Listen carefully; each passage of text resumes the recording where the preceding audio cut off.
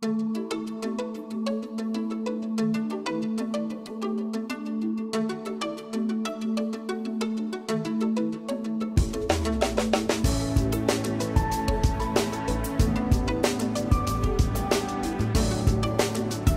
of Northglenn, Channel 8, keeping you informed of events in your community.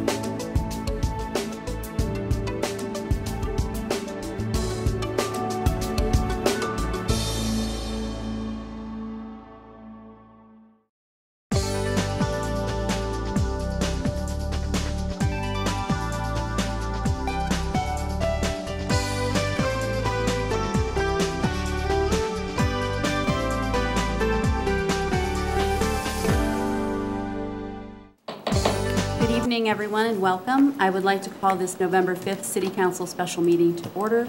Joanna, would you call the roll, please? Mayor Dodge. Here. Mayor Pro Tem Escobar. Here. Councilmember Sowers. Here. Councilmember Leidy. Here. Councilmember Downing will be absent. Councilmember Brown. Here. Councilmember Whitman. Here. Councilmember Duran-Mollica. Here. Councilmember Wilford. Here. Thank you. Would you stand and join me for the Pledge of Allegiance? I pledge allegiance to the flag of the United States of America and to the republic for which it stands, one nation, under God, indivisible, with liberty and justice for all. Thank you. Is there any response to citizen inquiry tonight, Heather? Yes, I have the monthly reports that I've been providing on the usage of our CRM system. So for October, we had a total of 68 requests opened via the CRM, 80 requests closed. The primary method was via our city website. 24% of those were employee entered either based on call-ins or requests received via email. And then 21% of those were via the mobile app. So we just like to really encourage residents to utilize the app if they have the opportunity. But use of the website is also a great way to submit requests to us. The top 4 most requested topics for October included graffiti, traffic and pedestrian signals, abandoned vehicle, and then parks conditions, which is a broad category, meaning various things within our parks. And then in terms of closeout of requests, 44 were closed out within 3 days, 5 were closed out within 4 to 7 days, 2 were closed out within 8 to 11 days, and then 2 requests took 12 plus days for closeout. Okay. Are there any questions? I have a quick question. And Sure. Is there a direct link or somewhere on the main page of the city's website for people to easily find how to put in an issue or a complaint or something? I believe there is. Kim, do you want to speak to that specifically? I can't. There actually is a link on the homepage. Uh-huh. If you just scroll through, eventually you'll find contact us, contact city. Oh, contact city? Okay. Yes, and then you can select the CRM And then do it there? ask your Okay. question and everything. Okay, perfect, great, thank you. Any other questions? None? Are there any agenda additions or deletions from council this evening? Okay. Hearing none, I am going to come down and read 3 proclamations.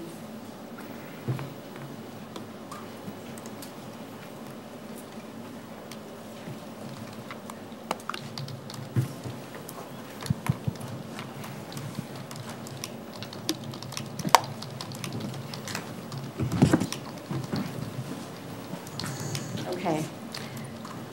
The first proclamation is in recognition of National Hunger and Homelessness Awareness Week.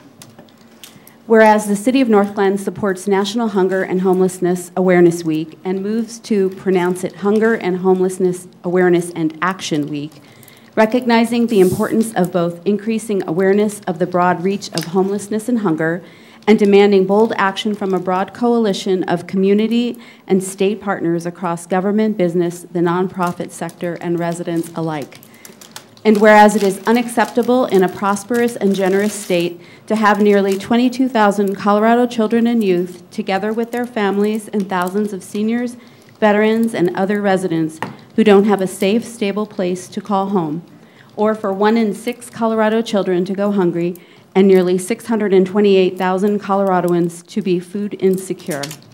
And whereas in partnership with the City of Northglenn, many organizations such as the Senior Hub, Food for Hope, Almost Home, Growing Home, Close to Home, and Blueprint to End Hunger are committed to building well-being by connecting residents to available services, implementing public policy initiatives, and encouraging all Coloradans to speak up and lend a hand so the City of Northglenn can be a community where everyone has a safe place to call home and enough food to eat. And whereas the City of Northglenn holds annual warm coat, hat, glove, and sock drives and has participated in the point-in-time survey for homeless residents, and in the last 3 years, the Colorado Department of Local Affairs Division of Housing supported the creation or preservation of 7,745 affordable housing units in communities across Colorado, and in state fiscal year 2018, dedicated $15.3 million in marijuana tax revenue to support housing interventions through the Homeless Solutions Program. And whereas the City of Northglenn will hold its annual holiday food drive in November to serve families in our community and has awarded grant funding to organizations who provide food to those in need, including weekly food distributions at local elementary schools. Colorado has improved from 44th in the nation in school breakfast to 11th.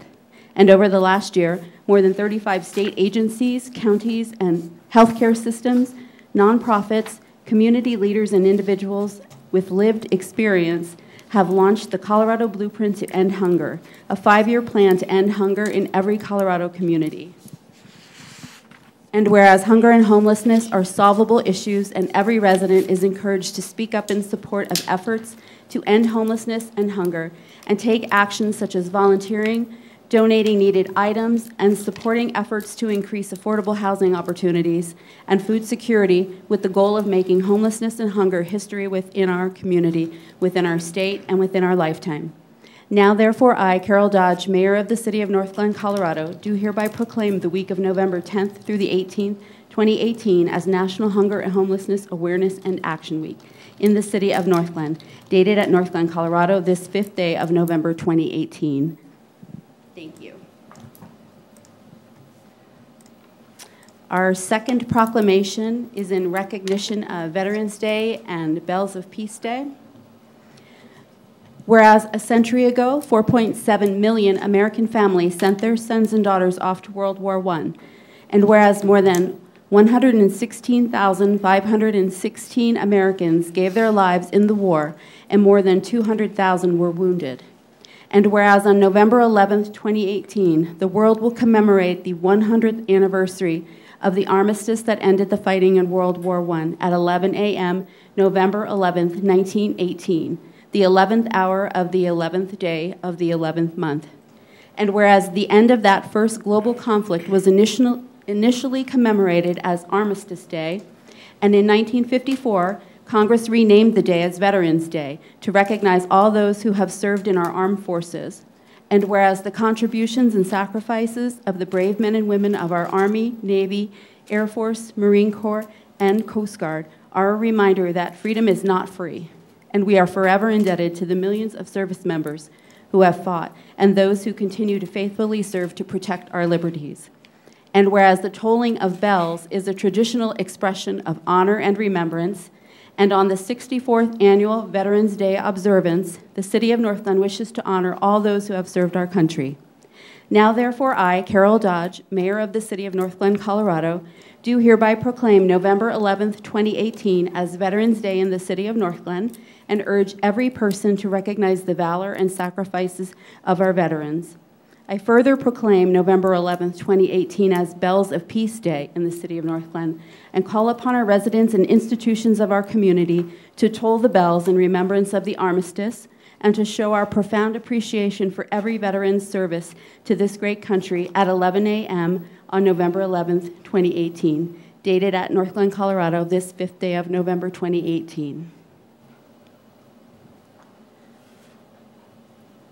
And the third proclamation is in recognition of Small Business Saturday. Debbie Tuttle, you're going to receive this evening? Okay, come on up.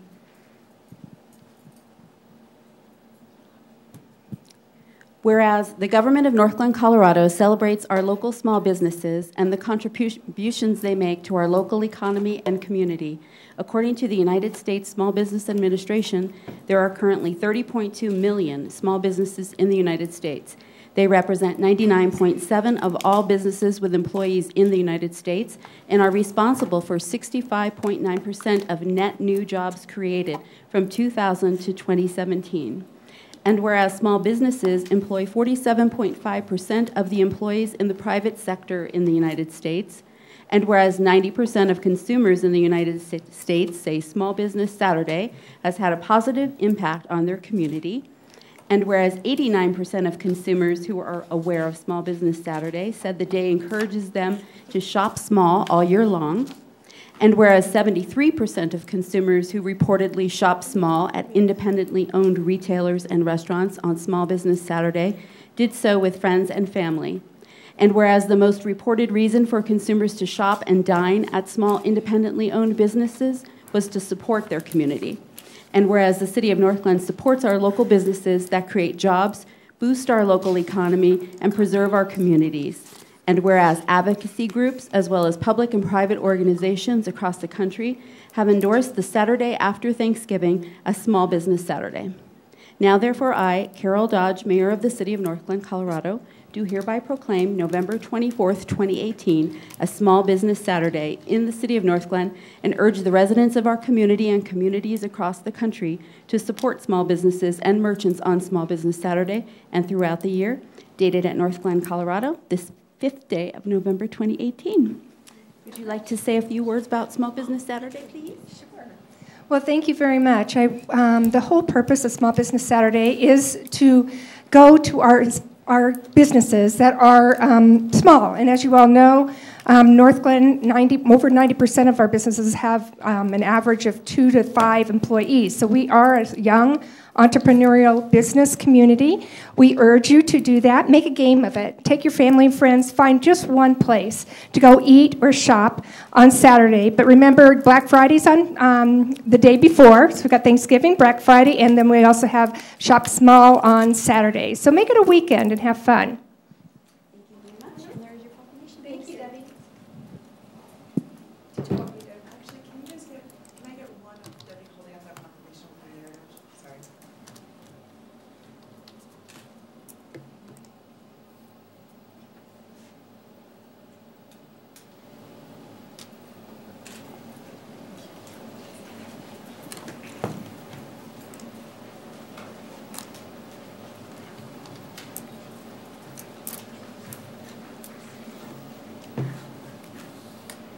We will move into public invited to be heard, limited to 5 minutes per speaker. Statements shall be related to city business and limited to matters of community interest. I have one that is on the sign-up sheet this evening. Bob Andreessen, would you like to come forward? My name is Bob Andreessen. I've been a resident here for not quite 40 years. 10461 Inca Street, for those that need that information. Well, I came back from a short vacation, and I saw that the council supports Adams County mill levy increase. I talked with Whitman, and you know a little bit about what I'm going to talk about. And I found this is outstanding. For those of you who don't know, Adams and Pueblo have the highest mill levy of all the counties in Colorado, period. I'm sorry I don't have that sheet. I had it copied somewhere, but if I get it, I'll distribute it to the council members. We recently voted in a bond increase. I don't always vote for things like this. Now, the bond increase doesn't have anything to do with teacher salaries. It does, however, have something to do with maintenance and some other types of operations and facilities. This mill levy says it's going to operational, not only teacher salaries, but it wasn't that narrow. It went to operational part, including instructional programs and classroom resources. So this is a little broad, I think, for starters. And I don't know what your taxes were like this year. My house is pretty modest, just basically over 1,700 square feet.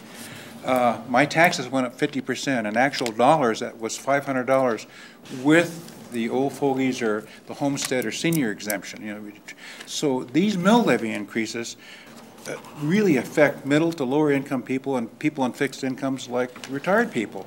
And I don't think that you fully considered all the ramifications about just pushing for something that directly affects our taxes, and I'm really unhappy about that. That's all I can say. I've talked to Councilman Wilford and Whitman, so you already know my views. Some of the other people here I don't know. So please keep this in mind. I know this wasn't a binding thing. And the next issue I want to just touch on, I'll try to be succinct, is this water issue. Having been here for almost 40 years, some of you remember the Capitol thing. Finally, there was light at the end of the tunnel. Mayor Dodge, I think, remembers that, right? With the Capitol thing. And that was a big expense for a lot of years. I forget the total amount of years, but it was considerable. And we thought, phew. And then we got into a new battle of tax increases for water. And I remember Councilman Weineke was on, and I said, he says, well, you got one more, and that's going to be the last of it. And here we are with another water increase. You know, I know it's directed at the wastewater plant, and Whitman mentioned federal things, but as I understood, the lawsuit had to do with both Thornton and the feds. Is that correct, about odor and stuff up there? That was just with Thornton. Just with Thornton, and that's been long since. Is that 2 years settled? It was resolved. It's resolved now. But I don't know if you queried or asked staff about this necessity of this increase and why we can't have it with the funds. You know, this 6% over 5 years, let's say an average bill, like I told Marcy Whitman, or Councilman Whitman, sorry, I better be proper here, represents a $30 increase in 5 years, right, if my math is correct. So a $100 bill becomes a $130 bill. So where does all this stop? So anyway, that's a point I wanted to make about the water thing. That's my two main issues, and I'm not alone in this. I meet with people frequently, you know, that are in Ward 4 specifically, and they're not happy with these increases, and they were not happy about a unanimous vote from you on City Council for this mill levy increase. We've already had a mill levy increase with North Denver Fire Protection. Remember when they pushed our ambulance people, Northglenn ambulance, out? That was a nasty one, to put it in lay terms. And I predicted that when that happened, I said they're going to be back in a year or 2 years and ask for a tax increase. And sure enough, that was a mill levy increase there. And we feel helpless sometimes as citizens. So as far as the school is concerned and the council endorsing all of their asks this year, I really feel as a municipal organization, I mean, we want to support our schools and our kids having a good education. I do too. I was a teacher at University of Colorado at Denver for a while, so I'm not anti-teacher.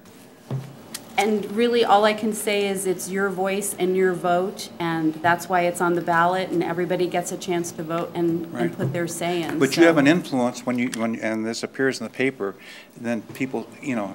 I'm not so sure about that, but I think people need to read and learn for themselves, and they come up with their own decisions. But I really feel it's important as a city council in Adams 12 School District that we support the schools that we have here. We've got some great schools here, and I would like to see them. And the superintendent, in an 8-year period, has done an amazing job. Yes. If you recall what happened to, and I have 3 kids that I put through Northglenn High School. Graduation rates were in the you-know-what. And in 8 years' time, and without a lot of extra money. So I felt obligated to vote for this bond issue to help them out. I don't feel obligated on this mill levy, so that's the end of that. So in a parting comment, I only have 5 minutes, and I mentioned this to Marcy. I don't want to go into depth, but there's been a lot of discussion on City Council about what I want to say, mother-in-law cottages or new zoning things. Dwellings. Something each and every one of you should think about is like a B&B where they're renting out a house. And I see this in my block, and I'm not complaining about people left and right, you know what I mean? But there's a different license plate every other week, and sometimes one stays there, and sometimes they have children with them. Now, this individual happens to be one of 2 registered sex offenders. You might think about that and liability and other issues concerning this issue. Thank you very much. Thank you, sir. Is there anyone else that would like to come forward for public invited to be heard? All right, seeing no one, we will move into the Legislative Policy Committee update. Yeah, so we had a meeting before this. We actually talked about sorry, I'm pulling up my notes. We talked about the policy for the Colorado Communities for Climate Action. They have a policy agenda, so we were reviewing that policy. And we decided that we needed to have some more information that we wanted staff to come back with about how this policy currently is different than our current sustainability plan. We are coming back to council on the 19th, is that right, Heather? Yes. To talk about this policy again, so we were hopefully planning on getting more information, so we have a more productive conversation. It was essentially our conversation. Yeah. Great, Yep. thank All you. right, thank you. And we will move to the consent agenda, please. Move to approve. Second. Joanna, would you open the vote, please? The vote is open. Please vote.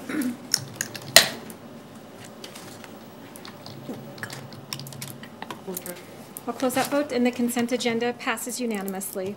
Thank you. We will move into resolutions, the first one being CR 129. Joanna, would you read the title, please?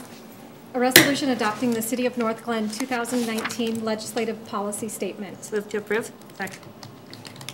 Heather, would you provide the background, please? Sure. The attached legislative issues guide, also referred to as a legislative policy, is included in your notebooks for your review. This is an updated version, so we worked with communications staff, and John Easel swapped out a bunch of photos and has put it into this nice, pretty format. So it'll be a 4-color publication in more of a matte finish paper that will be available for the city to hand out to our legislators, and then for any other uses in terms of providing information on the council's legislative agenda for the year. So you have seen, council has seen this legislative agenda. Again, it was in more of a memo format and not in the pretty format that you see here. Since you last have seen it, I've made a couple additions, which is really under the city council and staff contact information area on the back page. We added each council member email along with phone number, and then made some other grammatical changes. So I believe it's in a format that the next step will be to go ahead and print this and then distribute it for use. Thank you very much. I would like to clarify, so we did talk about this at a previous study session. So on page 8, on the last bullet, under the environmental sustainability, we had input from council about changing the wording of that last bullet, so we did take that into consideration. So that was some of the feedback that we did get from the study session. All right, are there any other questions or comments? Okay. Hearing none, Joanna, would you open the vote, please? The vote is open. Please vote.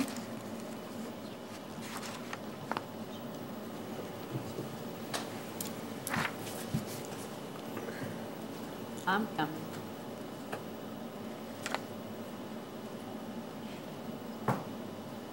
I'll close that vote, and CR 129 passes unanimously. Yes. Just want to tell the committee that this is really a nice document. And you can tell that you put a lot of work into it. And I personally appreciate it. Thank you, we're really Well, excited. staff did a great job at making it look good, It looks which is amazing. really cool. We were really excited. It's incredible to see how far we've come over the years, too. I know. Super Yeah. cool. Okay. Thank you. We will move to CR 140. Joanna, would you read the title, please? A resolution adopting a complete streets policy for the City of Northglenn, Colorado. Move to approve? Second. Heather, would you provide the background, please? Certainly, Mayor Dodge. The Complete Streets Policy is a policy document that has previously been presented to City Council at a study session. This policy, for the public's benefit, is really going to help guide our city capital improvement program when, as we move into the future and we look at making improvements to our roadways. I think it really integrates some different design components based on the work of the Connect Northglenn plan. And I think one really important area to stress is the benefit of passage of this policy, in that it'll help us leverage future grant funding in terms of gaining more points when we go through competitive grant application processes, and really demonstrating that we're committed to providing safe streets in Northglenn. So Brooke and his staff members are here, and they can provide background on some more specific questions if you have them. Otherwise, this is for your consideration this evening. Thank you. Are there any questions, comments? No? Okay. Hearing none, Joanna, would you open the vote, please? The vote is open. Please vote. We'll close that vote, and CR 140 passes unanimously. Thank you. We'll move to CR 141. Joanna, please. A resolution approving agreements between the City of Northglenn and American West Construction LLC and the City of Northglenn and C&L Water Solutions Incorporated for emergency pipeline repairs. Move to approve. Second. Heather? Thank you, Mayor Dodge. The purpose of this contract is for, as it's titled, Utility Emergency Response. We have things happen throughout the year where we need to call in contractors to come in and assist with different emergency repairs. You can see, based on the table that staff included in the middle of the memo, that utilization varies based on the year. And what we have happen in 2017, we spent $76,528 based as a result of a force main break. So we go ahead and budget funds on an annual basis. We select contractors to have on call and hope that we don't have to call them, but oftentimes we do, given the infrastructure that we have throughout the city. And Kent Kisselman, our interim public works director, is here, who can answer more specific questions if you have them. Thank you. Are there any questions? Julie? So a quick question that I have is, how does it work that we continue to have this work specifically with this contractor? Do we consider other contractors, or what's that process? We do. Kent, would you like to answer that question? Yes, thank you for the question. Yeah, we bid out this work every few years, and so these contracts are just renewal contracts. So I think in 2021 will be our last year for these renewals, and we'll be bidding those services out again. But in the time that I've been here, these have been the two best contractors we've worked with. So, you know, we encourage them to continue to do our work. Okay, great, thank you. Mm-hmm. Any other questions? Well, hands up here. No? Okay. Seeing none, Joanna, would you open the vote, please? The vote is open. Please vote. We'll close that vote, and CR 141 passes unanimously. Thank you. And we will move to CR 142. Joanna, the title, please. A resolution authorizing contingency funds for the agreement between the City of Northglenn and Himmelman Construction Incorporated for the Ralston House Development Project. Move to approve. Second. Heather? Thank you, Mayor Dodge. The purpose of this item before you this evening is for authorization to issue change orders related to the Ralston House construction. We are doing this somewhat in reverse, and so I've been having discussions with staff members to make sure we tighten up this process. When the original contract with Himmelman was approved, it did not authorize any contingency or change order amount. Typically, we do have those two components when we bring contracts forward. So even though staff has been providing updates on a monthly basis as to what the change orders have looked like and the specific amounts in a memo format, we did not bring forward an item to you officially requesting the funding authorization. So the funds in the amount of $120,000 are available. Again, we're doing this in reverse. My apologies, we won't do this in the future. So change orders to date amount to $96,492.98. We're requesting $120,000 to give us a bit of a buffer of $23,507. We're still on target for completion of construction in December, so there's a likelihood that we may not use that remaining $23,000. So that is what the request this evening is for. Okay. Are there questions? Yes. Yes. And I'm sorry if I'm confused over it, but This is part of the IGA that we did with the other cities and everything. So is the contingency plan, is that matched by the other cities also? No, the way to think about this, Councilmember Brown, is when you look at the table, so each IGA party contributed the amount for construction, which is that $1.6 million. The city, on behalf of the IGA partners, issued the contract, and we're managing the funding. However, when the contract came forward to council for approval in following the city of Northglenn purchasing processes, we did not include a contingency amount. So we're not asking for additional funds. The funds already exist. We're really trying to clean up an accounting process that we should have followed ourselves. Thank you. Yeah. Other questions? None? Seeing none, Joanna, would you open the vote, please? The vote is open. Please vote.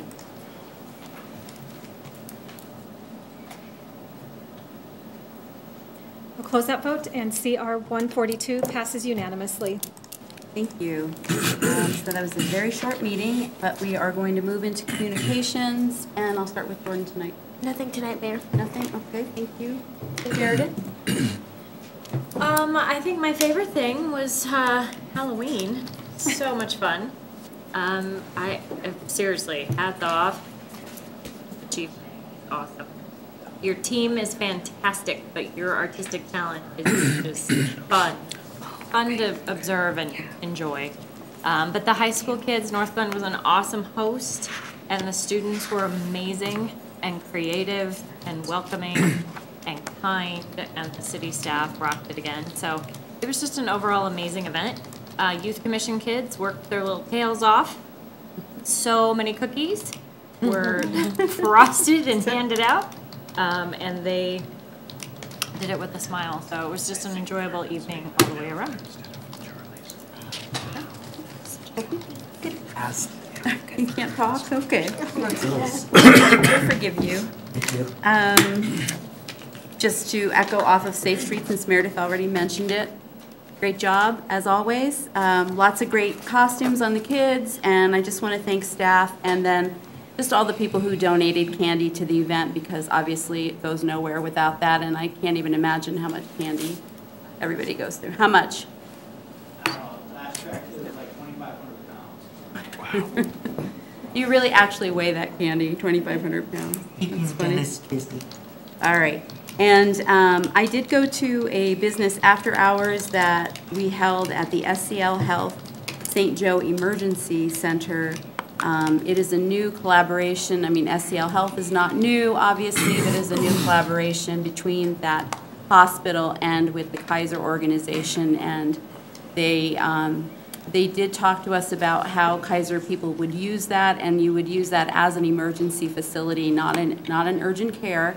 That if you're Kaiser, you would still go to the Westminster urgent care that's closer, but they're definitely there for emergency situations. So that was a really nice event put on by our ED department. And then I would just like to invite everyone to our Veterans Day luncheon, which is held on Sunday, 11/11/11 at, no wait, 11, I gotta say this right, the 11th of November at 11 a.m., sorry.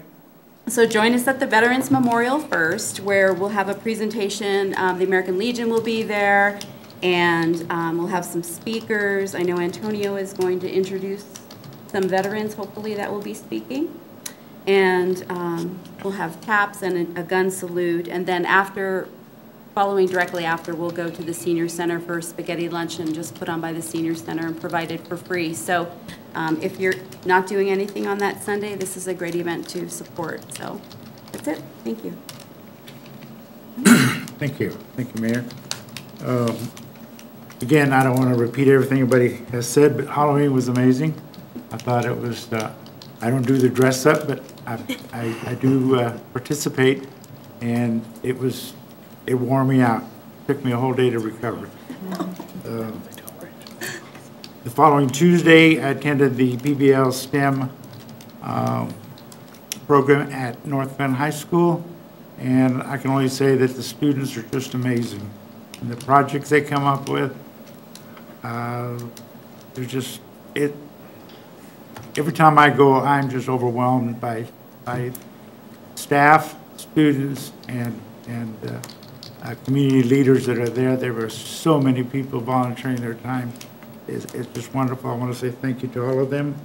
And then to echo what the mayor mentioned on Veterans Day, we have invited the community, the veterans in the community, to come and share stories. My last understanding is that they may fall on me, so I'm appealing to you veterans out there. I do need some help. I don't want to be the only speaker on veterans history, so please contact me, contact Michael Strickland, or the city staff, and you'll get seated or positioned into the presentation. That's all I have. Thank you. So for those of you that are watching live or get to see this before November 8th, the seniors have been assembling stockings for our troops, and they are looking for donations. They will be stuffing those. It's 1 o'clock on Thursday, the 8th. If you have donations that you'd like to give, you can take those to the rec center, to the senior center. If you're not able to get to the rec center, I would be happy to pick them up. I'm going to nominate Carol too. I'd be happy to. And so if you need somebody to pick up any items that you'd like to donate, they need to be individually wrapped, things like mixed nuts, sunflower seeds, fun things like hacky sacks and small crossword puzzles, but think of them getting into a stocking, granola bars, hand sanitizers. There is a big list that you can get from Kate at the Senior Center if you would like to donate some items. This is put on by one of our Northglenn seniors, and she actually pays to ship all of these boxes, and I think last year it was about 500 stockings that they shipped. So would love to see that number increase this year with the support of all of us in the community. And a couple of the obvious no's on that are chocolate. Oh yeah, thank you. And anything that has a scent. So no scented soaps or anything, because that is how the enemy determines that there are Americans around, or just people who smell different than they do. So they have definitely requested not to send any scented items, so there has to be no fragrance. Thank you for bringing that up. Julie?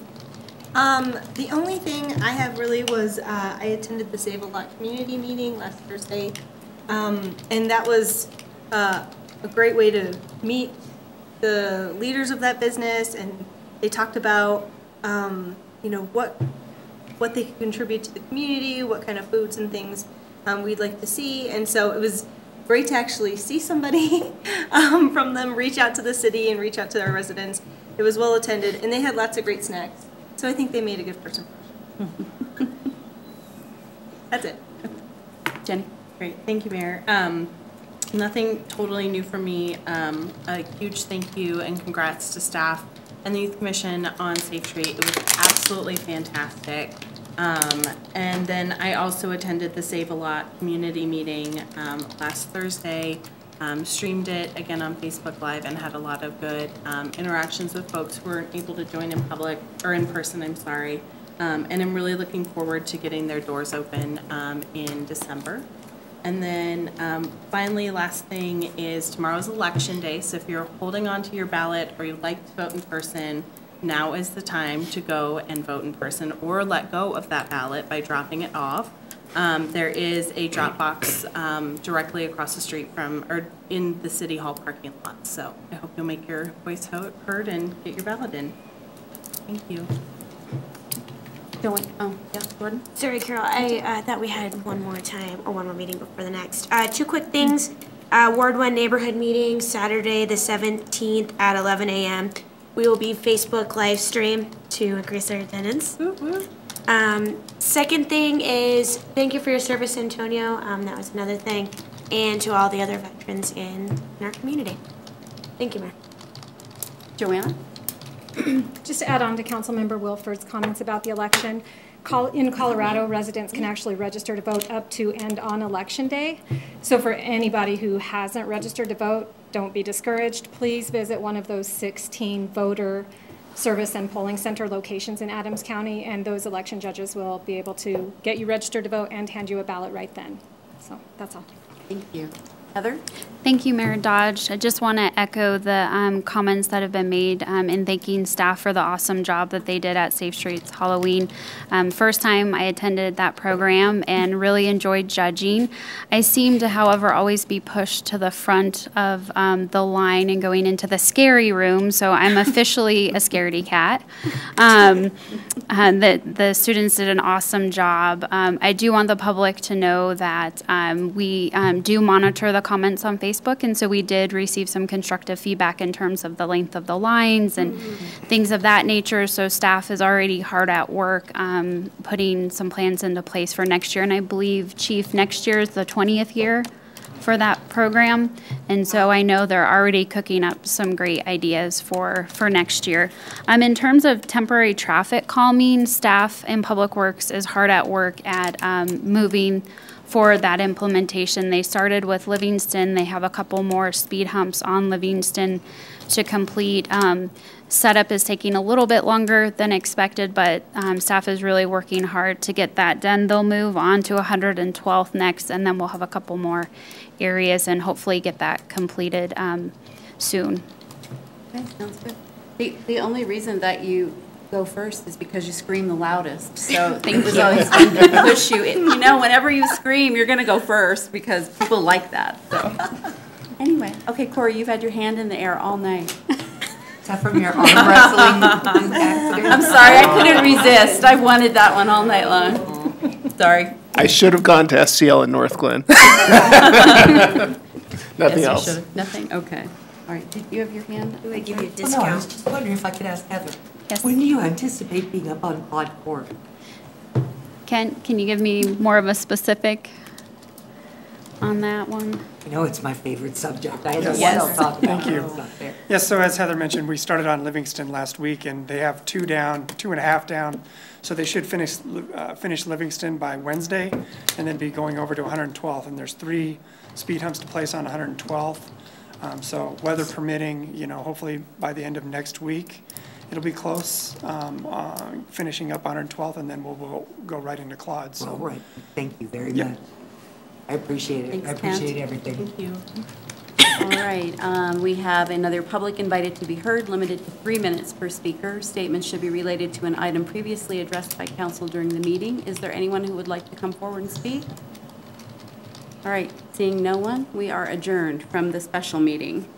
And does anybody want a 5-minute break, or would you like to move right into the study session? Move right in? Okay. Brandon, are you good with going right in? Do you want to give me a countdown or not? Let's run the video. Okay, go ahead, and then let me know.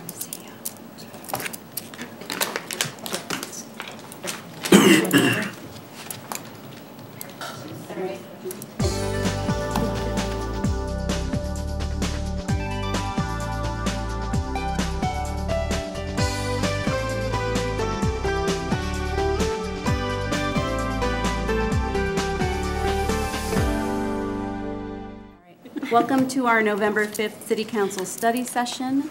Joanna, would you call the roll, please?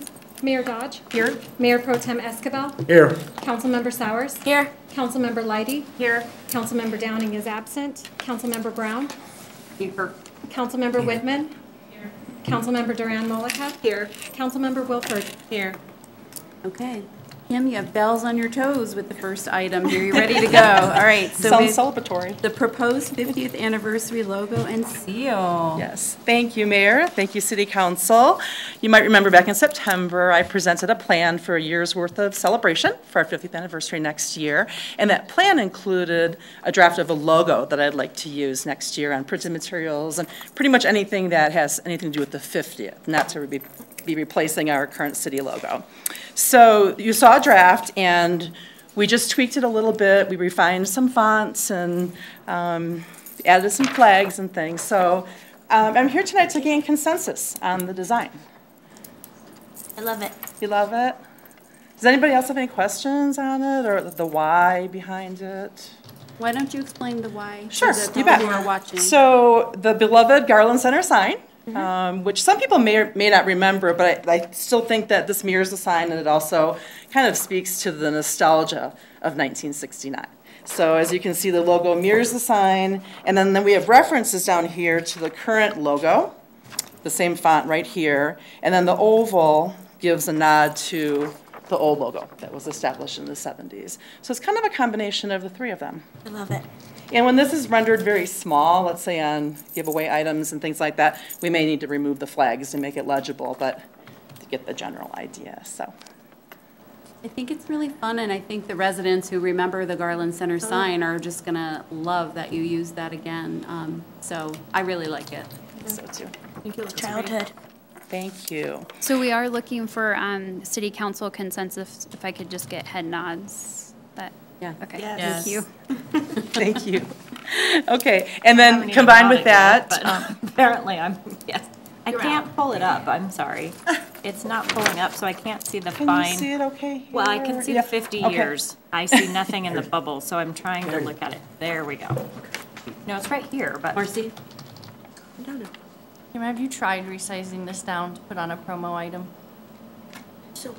Can you repeat that? I'm sorry. Have you tried resizing this down to get it on a Oh, promo item? actually, we resized it down to maybe about yay big. So for a promo item, we may need to play with it a little bit more, remove the flags, possibly remove the oval. I have in my office a couple different renderings of how it might look small, how it might look just in black letters and so forth. So, yeah. The swag item probably will be the smallest item we'll put it on. Hopefully it won't be a skinny little pencil or pen, maybe a flash drive or some other items that have a little bit more surface to them. But yeah, that's always a good consideration with the logo. You mentioned water bottles and stickers and some of your other stuff. Right. I just would encourage that maybe you get with the promo company and impose this and see if it's really going to work. Yep, maybe get some samples and, yep, good idea. Yeah, it is intricate. There's a lot of little tiny components to it. I don't think most promo companies are going to be able to fulfill this on certain items. Yep. Yep. Can I ask a question? Now that I see it, it's helpful. Was there a reason that the new logo colors or anything about the new logo was left off? I mean, I see the font. The new logo colors are actually represented in the orange, kind of the orange-red color, and the gold color in the 50 years. And then the flags are actually the original green flags, but they also represent the teal. They're a shade of the teal in the logo. So we did try to give a nod to the current colors. If you kind of look at the reference down below, it does have the orange-red, the gold and yellow, the teal. I guess I had always envisioned that it would be just an adaptation of our current new logo, since that was such a big branding move, that it wouldn't take that off and have something completely different if we're going to use it all year. I guess that was, right. If it's just me, that's fine, but. Yeah, and we thought with this design that we're combining the best of all three, the nostalgic sign of the Garland Center. There are elements of the new with the colors, and the City of Northglenn font here in the oval is the actual new logo font. So. Can I ask a quick question? Thank you. So my first, I guess just, I'm not a marketing professional at all. I'm not going to pretend I am. So where are we going to use this? Just like, because it's not going to replace our current city logo, correct? I mean, Correct. for the year, it's just going to be an additional logo? It'll be used, that's a good question. So we'll still use our current logo. This would be used, for example, for articles in Connection, articles in the Northglenn Thornton Sentinel, any kind of a piece of literature, flyer, signage, anything promoting activities for the 50th. Okay. Website, things like that, yeah, on gift items. Yeah. Possibly if we do tie-dye T-shirts, for example, it might be on a logo on the pocket. So, I guess another question is, because some of our events have specific logos already, like the food carnival and stuff like that, like, are you just gonna like have the regular logo and the new logo, and this 50th logo, just kind of like hanging out together? I guess we'd have to take that case by case to see what works. All right. Yeah, good question. So I like the seal. The seal has all the pieces together. Are we ready to move on to the seal, or? It's in color, I think that'd be awesome. Are we good to move on with the seal then? Okay, Well, maybe not yet, because now Becky and I are talking. Where you have the 1969 to 2019 under the city of Northglenn? Yes. Just wondering, I mean, could that color just still be the same teal? Because now it's a different blue that's being incorporated, it looks like. And I'm not sure that I like the font. It doesn't seem like retro, and like maybe it should just be blocked like the Northglenn. God, I hate to change things once they're set in stone, so I feel really bad, but it's just a comment, so. Right. The blue actually does mirror the blue in the original, the old logo. I know, but it doesn't match the new blue that you're using. I don't think people are gonna look at it and go, oh, that matches the old logo. You know what I Right. mean? Yeah. To me, it just looked like it was thrown in. Are you talking about the color or the font? The or color and the font. Okay. I agree. It looks like it doesn't match. We can make it consistent. I mean, I don't know if you're going to bring it back to us again, probably not. If you'd like us to, we can bring the logo back to council. What does everybody else for think? final review. We're doing this far enough in advance that we can do that. I mean, I agree with everything that Carol and Becky said. I also would really love the branding question around, are we using this in addition to whatever event we're hosting and where exactly this is going to be used? I would love some more clarification around Okay. Yeah, I think that as far as the usage, it's going to depend on the event. I don't want it to clash with a specific logo if, you know, with Food Truck Carnival or Safe Street, for instance, anything that has a logo. I think we'd really have to consider how that looks and perhaps not use it next to another logo. Perhaps save it for articles or signage or literature specific to an activity that we're doing. Just a quick question, and this might be a little off topic, but are we gonna put like flags up around the city with this logo of like 50 years throughout the year? I'm just curious if that was part of your plan, because I'm just trying to think of like a flag on like a light pole. And Yes, actually I was considering light pole banners as part of the plan. I'd love to do that, particularly up and down Community Center Drive. Yeah. Near the Justice Center too. I like the theme of it. I really do like the theme of it. I think it's a great nod to the past. I think it's definitely, I don't know. I feel like it's a good way of communicating our 50 years. Maybe some of the details, and especially making sure it can fit on some of the promotional items that you might have in mind. Just make sure it, you know, plans that through. I like the theme though. I really do. All right, thank you. What I can do is we can tweak the color in the 1969 and 2019. We can take a look at how this looks without flags, for instance. We can also have it rendered small like it would appear on a swag item to see how that looks. So I can come back with a future memo showing a couple of different renditions of this. Right, would it just be a memo then that goes out to council showing us, or do you want to have it at a study I can bring session? it back as a discussion item. Probably easier to do that. That way you guys can react to what we provide to you. And so heard a couple of things, just to echo what Kim mentioned. We're going to look at the color within the circular Northglenn of the date, and then changing the font to be consistent. We'll look at the sizing based on Councilmember Whitman's feedback in terms of promotional items, and what Kim just mentioned, we can do mock-ups with vendors so we make sure we've got that sizing right. And then we'll respond to the question about the overall branding of the logo with use alongside other community event logos that also got brought up by Councilmember Mollica. Sorry. There's some, I think it's really nice, please. But there's something about it that, I don't know, it's not setting right with me, so I just want to ask the question. When the Garland sign was up there, it was not as muted as the colors in this. So are the colors going to be bolder like the sign was that was at the Garland Center? Or is this really the colors of the logo where they're muted like this? This is actually what we're proposing as the colors. Again, I think that we've taken almost the exact color from the logo. and produced it. From our logo, on though, right? From our logo, right. Are you saying that the oranges and the yellows were brighter on the original? On the garland sign. Yeah. I mean, they just kind of popped out at you when you were coming down Washington. We can go more of a simple approach and make them brighter. I mean, to maybe back away from trying to make it too connected to our existing logo. And when you look at the garland sign, I mean, I can see what you're saying. It's that bright yellow and the bright red, orangish color. So, I mean, we can do another retake of it with brighter colors if council would like to see brighter colors used. That's just, yeah. I'm not talking for everybody, but just like it to bounce out a little bit more at me, and it does in the muted forms. Just the easy tweak, right, with the colors, Mhm. just see it brighter. Okay. Brightening is pretty easy, yeah. I mean, I think it's fine.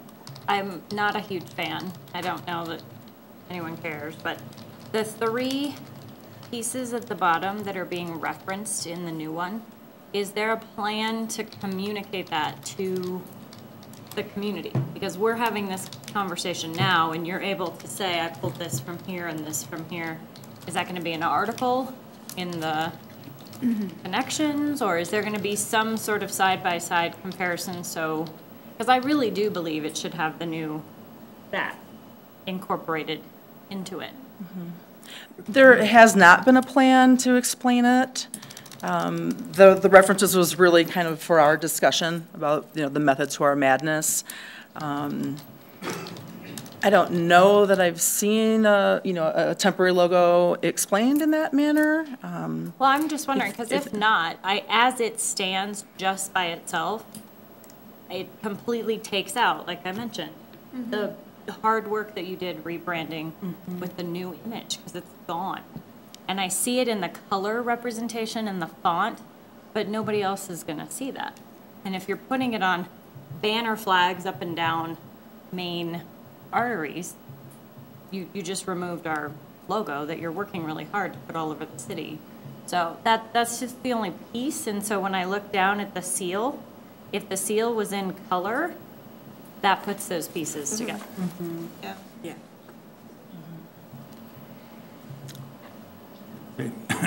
But that's just me.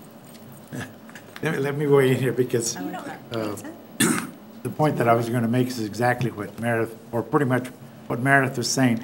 When you look down at the bottom and you see the old Garland Center, and then you see the current logo and then the past logo, there's nothing explaining that.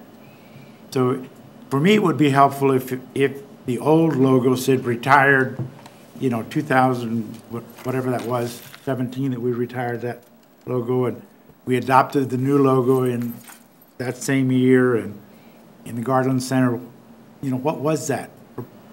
Part of getting information out to people is to educate them, and they look at a picture and they say, well, what does that mean? If they didn't live here and they weren't here when the Garland Center was here, what does it mean to them? It's just has no meaning at all. So it's in the process of educating people, it'd be helpful to say, what is this? Okay, well, I'm hearing that maybe some explanation is warranted, maybe a connection article or something on our website. I think just more timing, some tinkering. Marcy, are you gonna? You're ready. Oh, yeah. I really do like this logo, but I think that we should be looking at it as a piece that we have taken around to events. We're encouraging people to take selfies with and kind of displaying it instead. I think a lot of people that didn't grow up here and have no idea what that sign is and are driving through aren't going to get it. And I'm really concerned about the implementation side. I mean, I mentioned the promo items, but how are you going to get this on the website? So now we're going to have like 3 logo versions, and there's no way that can be incorporated into the main part of the website effectively. It's not going to be sized. So now we're not going to have a logo that even is representing the 50th on the homepage, which is so important. I just think you're trying to invent something brand new when we really should have been taking components that we already had. I don't think it's an effective use of trying to carry through the branding. at least the seals have that element. They're easier, they're round, they're easily to reproduce. You're not going to get this on banner signs on a pole. It's not going to happen. And if it is, it's going to be really small and tiny, or you're going to have to go vertical. I like the look of it, and I think it can be really effective in putting it out and about and getting like an actual dimensional piece that can be taken throughout the city, and you kind of staging some things around that. But to use it as a logo, I'm definitely not in support of it. I just think it's way too much, way too busy, and you're not going to be able to effectively use this in materials. Okay, so I think what I'm hearing is that maybe we need to see a few more designs. Is that pretty much what everybody's, we like it, to see more designs? but. Well, Or tweak this one. And an implementation. I mean, I feel like there needs to be a marketing plan of what you're planning on using this logo for. Just because I can't see it personally. I'm not really sure how we're supposed to incorporate. And then I think it's tough because you have so many different logos, and I don't know. I kind of get what Meredith is saying. You know, like we have a city logo. You know, how do we just add on to the city logo? Another idea would be to take the existing new city logo and just do a nice banner underneath, or put it in some kind of a globe where you have something encircling it, you know, celebrating 50 years around the top, and then maybe a banner going down below that has the years 1969 to 2019. That way we maintain the integrity of our new logo, still get to use it on our homepage and get to use that with other uses, but it's I mean, it definitely would abandon this look. We might reserve this look maybe for an advertisement or a special promotion, some other use for the 50, but not go forth with that as a logo. Okay, thanks. So I really want to echo some of the previous comments. One of them in particular is really using our existing logo. I think it's really important because we just replaced the sign in front of Croak Reservoir from the old carved logo that was produced in the 70s to the new one right now. And I definitely have gotten some phone calls of people wanting to know why it was replaced, and B, where it is, and C, did we destroy it? Because there's a lot of pride invested in this city and in some of our previously branded materials. And so I think to Meredith's point, we are still very new in establishing this logo and who we are, and I don't want to keep introducing new things until people truly understand that this is our logo right now.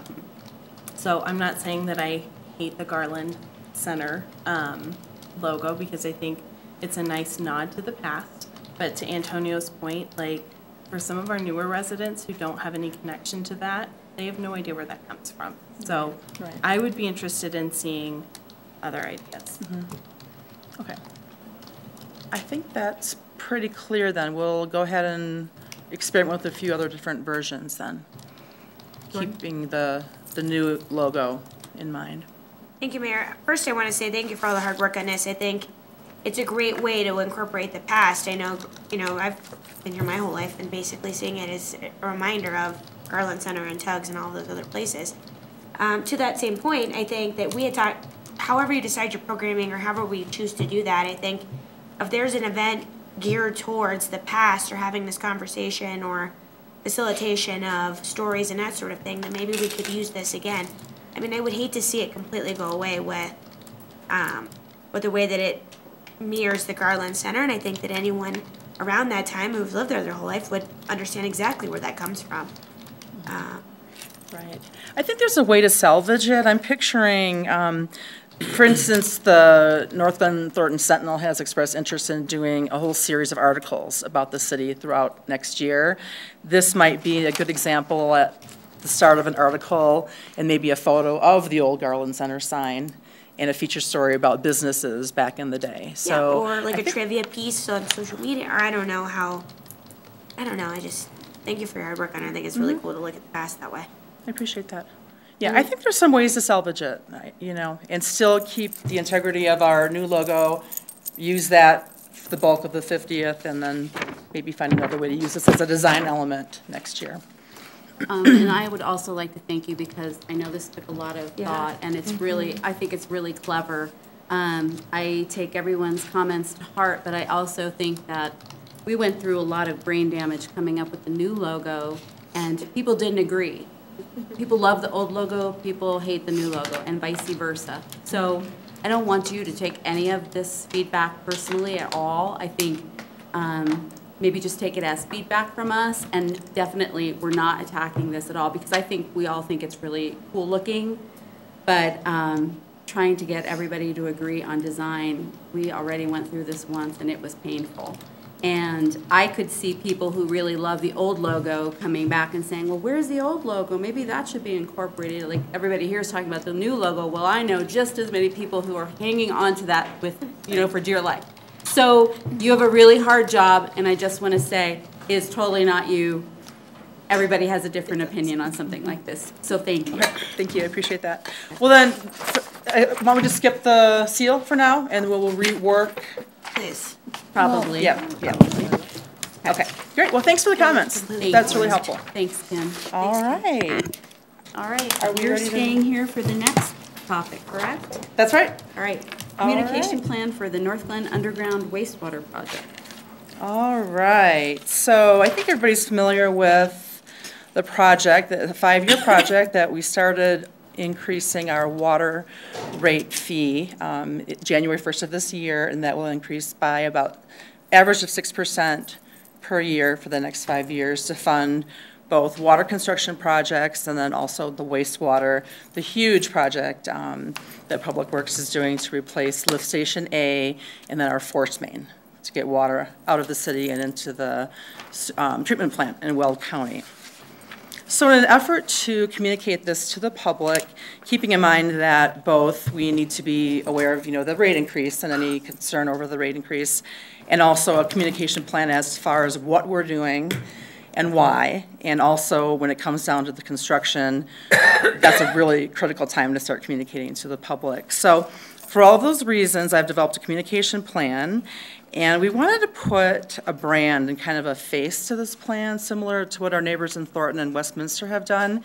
So we've labeled it the Northglenn Underground Wastewater Project. It's kind of a nod to the London Underground, which is a subway system, although it clearly is having to do with sewer pipes that run underground. So what I've developed is, first of all, let's go to, speaking of logos, we're going to try this again. I have an attachment here of a logo that we're proposing, and this would be pretty much the face of the project to kind of brand it. This would appear website, printed materials. When we get close to actually digging in 2020, this would be on signage. Just mentioning, here's our project, give us a break. So this is just a symbol that is in conjunction with the 5-year project. So that is the first part that I wanted to get consensus on. And these colors, again, are mirroring the Northglenn gold and also the teal. And as you can see, the underground is actually in the shape of a sewer pipe. I like it. Okay. Let's open it up for comments. And you are brave. You are a brave soul. And this is just pertaining to the logo. Yeah. I second that. It has the new image on it. I love it. It looks I great. like the underground. Wow, everybody. Wow. Consensus. All right. That was easy. And no, then, it looks really good. I like it. As far as the plan, I kind of look at the plan as a living document because it's only 2018. 2019, so this year there's been no work on the project other than collecting the fee increase that's going to fund the project. In 2019, the design of the project will take place. In 2020, the digging will begin, and the construction will last until it's estimated 2022. So the 5-year plan, there's not a whole lot to communicate right now. Coming up in January when we have an additional fee increase, December connection would be a time to put in an article explaining that. And also, we have developed a web page, and the web page mirrors the other water construction projects, and I intend to put a lot more information on there. Public Works has provided us with all kinds of interesting photos when cleaning out the lift station A.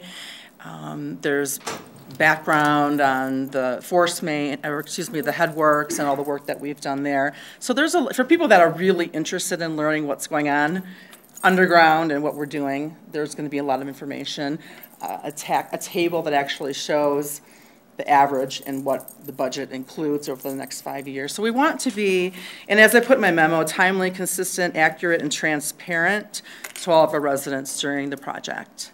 So my plan, as you can see, it's, putting information in connection, continually populating that web page. In utility bills, we can put a little message down, 250 characters at the bottom of the bill, just, questions about the sewer project, visit, something as simple as that. I think as we begin digging in 2020, I will actually want to put a printed insert inside the utility bill. Then in 2020, I think is really when we start to get a lot more active with this plan, when the construction is going on. There's going to be people concerned about digging up Irma Drive, all the way to 120th. We'll have signage. We'll have a video explaining how this all works, actually showing what we do now, have a graphic of a lift station and a force main. And I have learned so much about sewers in the past month, I can't even tell you. So a video, social media, and then perhaps mayor or ward meeting events. You might need to field some questions from concerned residents when it's in their area. And it's really confined to a very specific area, basically Irma between 112th and 120th, straight up that way, so.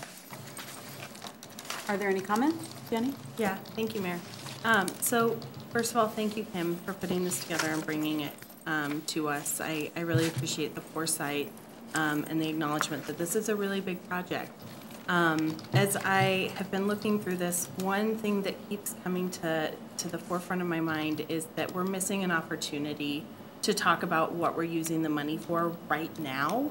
If we are going to be, the increase is coming up. Residents are going to know about it. You've got in your plan that we're going to be alerting folks to the increase. I think, obviously we have to let them know, but they're going to know because their bills are going to go up. And so I would really love to see a component of this plan be focused on explaining why right now we need this money and why the increase is happening.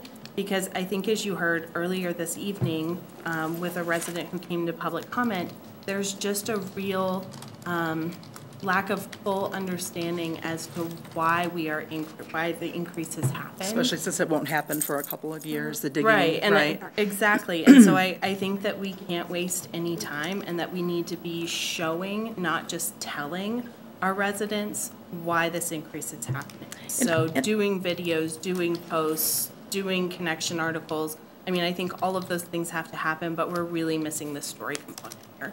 Right, and on the web page, which again just launched, there's lots of opportunity to enhance the web page.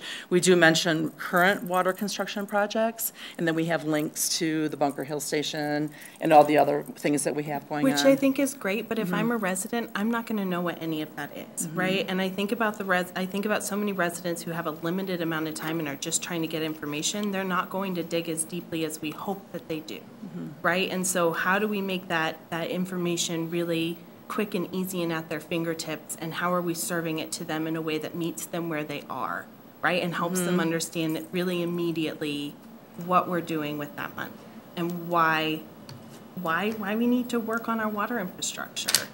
Right. All right. So you may want to take a look at the webpage. I've definitely noted your comments, and some of that is on there, and we can take a look at adding more information and really enhancing that. I did try to explain current water projects, and then actually the webpage does go into a little bit more detail, just like the memo does, exactly what we're replacing lift station A and what the lift station is, and a force main, and about gravity sewers and why we need a force main to push it out. So, but let me take another look at the content on there and see what maybe I can work with Public Works to get some more details. And so. Mayor Dodge, I'd just like to interject a couple of thoughts for council's consideration. The fee increases went into effect earlier this year. So quite frankly, we've lost some opportunity, valuable time to communicate this with the public. So we're playing catch up in doing what we're doing. The suggestions that Councilmember Wilford you've made are noted. I think my perspective and my expectation moving forward is that we have a reoccurring column in the Connection newsletter pretty much every month moving forward. So we started with the front page short article that you saw just recently with the latest edition of the Connection, and in my mind that's really an introduction to this is happening, and then we need to use every month moving forward as an opportunity to educate our citizens on some aspect of the projects. Certainly, as Kim mentioned, the closer we get to construction, there's going to be more details to share about construction and roadway impacts and closures and things of that nature. But now's the opportunity to really share more on why the funding is needed, the comparative information that I know was shared with council during the discussions that you all had on why the fee increase is needed, how we compare to our neighboring communities, and ultimately the point of this public information campaign is to demonstrate the value of the public service, right? This is really significant, important infrastructure that's not always, and clearly in this situation, visible to the human eye.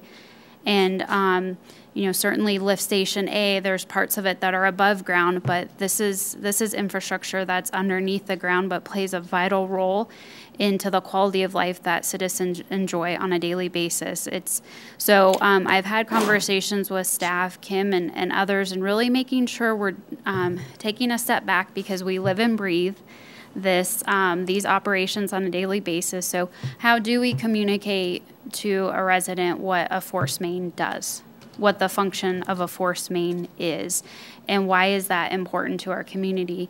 You probably saw, if you read the city manager's correspondence on Friday, we had a significant blockage last week in the force main, and we included pictures of what that looked like in order to help educate why these upgrades are really needed in our community. So all of your feedback is noted, and we'll make sure to do something every month, and it's multifaceted from my perspective. It's the connection, it's the website, it's you know, meetings, whether they're ward meetings or community-wide meetings, social media, and we would like your feedback and perspective on an ongoing basis. It doesn't stop with this conversation tonight in terms of how can we do better and how can we better outreach to our citizens to make sure that they're up to speed on what's happening with this project, because it is a multi-year project and it's going to start with design, which is really slated right now in the budget to take place over a 2-year period, and then construction in 2021, unless we're able to you know, shift that time period at all, which we'll get into more of those discussions when we get into 2020 budget development. So any thoughts and perspectives you have, please let us know, and we're open to your ideas and suggestions. And really excited, though, because I think that the use of this project logo and just this overall approach to communicating what we're doing is really going to be the foundation of how we communicate other efforts throughout the city moving forward.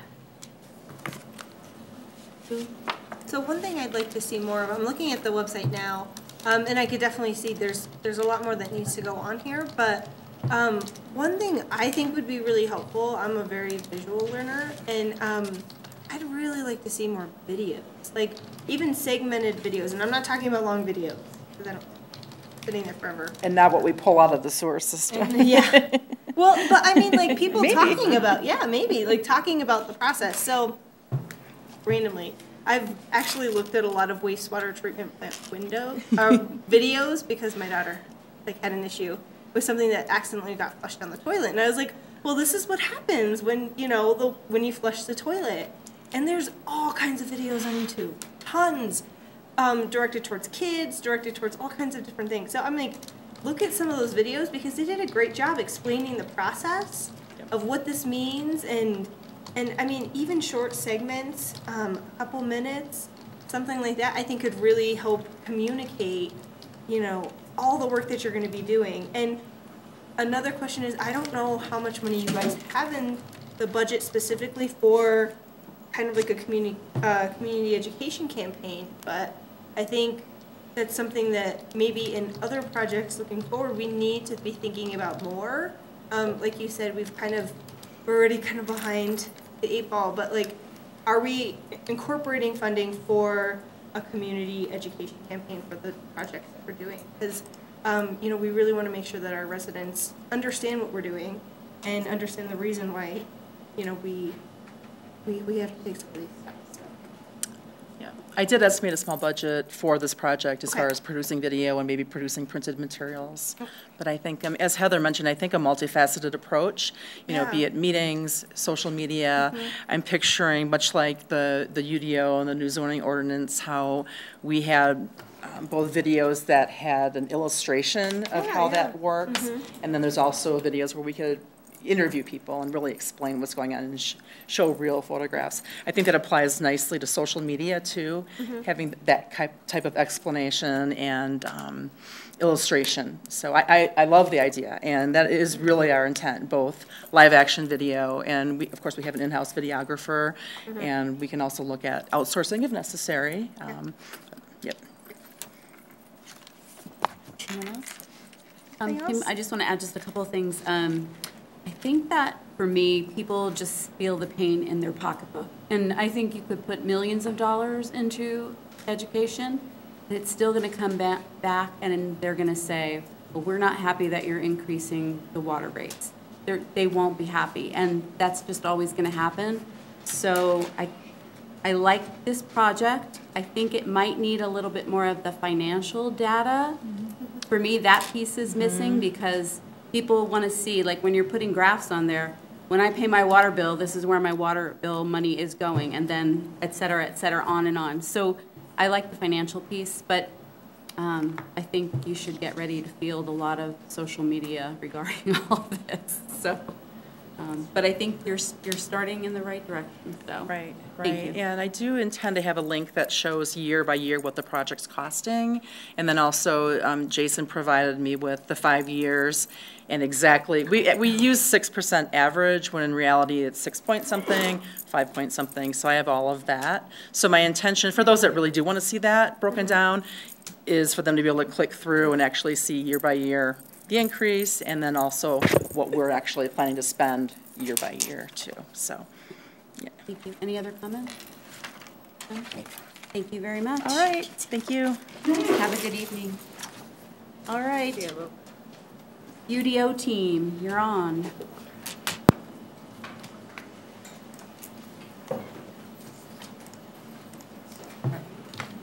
Hello, how are you? Good, how are you? Very good. Good to see you all. Are you going to share the podium? Yeah, it's a tight little space for us up here. But. Good evening, Mayor, members of council. Staff is here this evening to present to you a discussion, a follow-up discussion on our October 1st presentation of the consolidated draft of the Unified Development Ordinance. Just to give a little bit of background, kind of where we've come from to this since we met October 1st. Staff met with the Planning Commission as well as the task force and kind of went over these same questions that are being presented to you this evening on their follow-up discussions. So what we've done is tried to incorporate their recommendations in here for your consideration. So it's part of the staff report. There's the attachment at the very end of that staff report. So hopefully that helps at least give you some guidance as to what their thoughts were. And we'll kind of go into a little more detail today when we have specific discussions on these topic points. There are 8 topic points for which we would like to engage discussion with you all this evening. And with that, I'm going to turn it over to Clarion and have them go ahead and start going through kind of those discussion topics. And if there's any follow-up discussion that you all have as well that's not on this list, we're happy to talk about that too after we get done with these as well. So, yes. I do. Does anybody else? I have 3 copies. I get a copy, please? Sure. Thank you. I appreciate it. Thank you. Well, good evening. Tarek Wafai with Clarion Associates. Nice to see all of you again. We're going to tag team this because there are 8 items. We thought let's just split it down the middle, so we'll kind of alternate between Matt Goebel and myself. And if you don't have any immediate questions, I didn't think we needed to talk about the project background. We have given you all of that information in various PowerPoints before tonight. So with your permission, I'd like to just dive right into the 8 issues. I'm seeing one head nod no.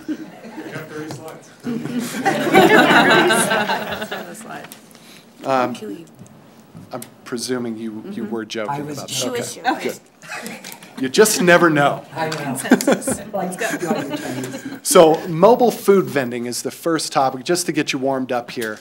And specifically, you'll see in the packet, we've listed where they are permitted in the use table. And you can see that there, beginning in the MC, the mixed-use corridor, the mixed-use regional, and all of the other non-residential districts. So we're talking about food trucks here, mobile food vending services.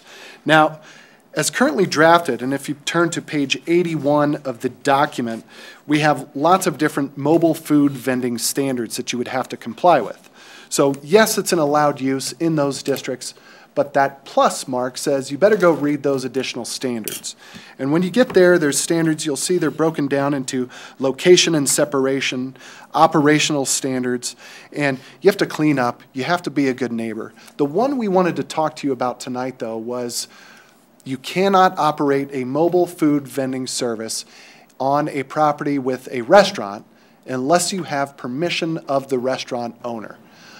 After a lot of further discussion, including some initial discussions with you, it's like, well, no restaurant owner is really going to give permission. And that's kind of a tricky way to do that because the restaurant owners are typically tenants on a property. So we thought a better and more effective approach would be to require the permission from the property owner rather than the restaurant owner. So that is the discussion topic under mobile food vending for you this evening. I'm kind of trying to imagine food trucks on restaurant property. I guess I feel like I don't see that very often. Am I just living in my own private Idaho, I suppose? But yeah, the marketplace would be a good example where there's some restaurant uses already within the center itself. But you think food trucks would really want to be there? Why would they rather be in the park than be in the marketplace? Maybe traffic, commercial traffic, commercial volume. They may see that as advantageous. Or if we set up the entertainment district, you might have like a bar or something. You typically see them outside bars. Sure. It actually is one of the things that the marketplace has been discussing as tenants. They have an interest in potentially having food truck event that happens up towards close to 104th. The business owners have had that discussion. So I think you could see that happening, and right now they would not. Yeah, and again, we are trying to prevent the worst case scenario from happening here. It may not be a huge issue today, but certainly as properties redevelop, and there is somewhat of an agglomeration economy there, go to where the people are already shopping and eating and park. But the reason to put this in there to begin with is that some restaurant owners think, well, this is kind of a violation. I purchased brick and mortar, I'm renting space, I'm paying the taxes, and somebody comes in and operates a restaurant right under my nose. This is one way to kind of at least require a discussion. Now, you can work with the tenant through a lease agreement to make sure that that's either allowed or not allowed, but the idea, let the property owner control, not the individual tenants. Can you share what other cities are doing in this situation? So kind of all over the map, as you might expect. Some of the more conservative approaches just don't allow them at all on private property. Some are silent on it altogether. Many communities that we've worked with recently do have a provision in there to require the consent of the property owner. So you would not be on the bleeding edge by any means. So as we go through each one of these issues, in this memo that was attached to your packet, you'll see below, we ask you a question, and we've highlighted that in yellow. That is followed by the task force feedback. What did the task force say? And also the Planning Commission, that was last month? Yeah. The 11th or so. So the feedback from them was, yeah, we should probably change that to the property owner. We wanted to bring that to your attention too and see what you thought. I'm okay with changing it to the property owner. Second. Anybody else? Okay. Some general head nodding? All right. Thinking you're getting consensus there. Yeah. Well, that's the warm-up round. Okay. That's the easy one. This one's easy too. So we're going to stick with Matt Goebel. Good to see you all again. Thank you. We're going to stick with another land use. We're going to go to accessory dwelling units, which is a big one, which is one that we've actually heard probably the most feedback from in the public meetings that we've had. We've had a lot of good turnout from folks, you know, on, I think, you know, articulating good arguments on both sides of whether or not Northglenn should have these or not. So I wanted to, we're actually going to ask you kind of several subsets of questions about ADUs. If you have your hard copy of the code in front of you, they really, the standards for the ADUs are in the use chapter, which starts on page 73, but it rolls over onto page 74. And if you want to just have a page open, 74 is a good page. I thought I might just kind of remind you what the general standards are for ADUs as we've proposed them, because those are a good foundation for this conversation. Generally, you can only have one ADU per property. It's a single family property that has an ADU. It's accessory to a single family. So you can't have an ADU accessory to a multifamily. So that's an important upfront provision. You can't have an ADU in a manufactured home, trailer, travel trailer, camping trailer, et cetera. So it's to a single family home. Now there are some ownership requirements for the ADUs. These are accessory dwelling units. The owner of the property on which the ADU is located has to either live in the principal building or in the ADU itself. Ownership cannot be legally severed from the principal structure. These were both important. These both came about during the drafting process because we heard a lot of feedback from people that that was important to ensure quality product, that these didn't just kind of get developed and then turned over and you had a proliferation of rental properties pretty much just kind of, you know, running unchecked in your residential neighborhoods. So we added the ownership requirement because people thought that was important. There are size limitations. ADUs shall not exceed 50% of the building footprint of the primary dwelling unit or 750 square feet, whichever is less. So they're accessory dwelling units, and we've got size limits here because they're intended to not dominate the main structure. They're accessory. The height of an ADU shall not exceed the height of the primary dwelling unit on the lot. This is one that's also gotten some conversation during our meetings. And actually, this is a conversation that indirectly led to another topic you'll hear about, which is a lowering of the height limits in the residential neighborhoods. Because originally, we were carrying forward your existing height limits, which were, I think, 30 feet. 35 feet in your residential neighborhoods. And people didn't realize you could actually do that. And when we said you can build an accessory dwelling unit up to potentially the height limit of the district, they were like, oh, wow, we're going to have this ADU towering over our backyard. And so we had a lot of conversations about that. And the way the draft is written now is that the height of an ADU shall not exceed the height of the primary dwelling unit on the lot.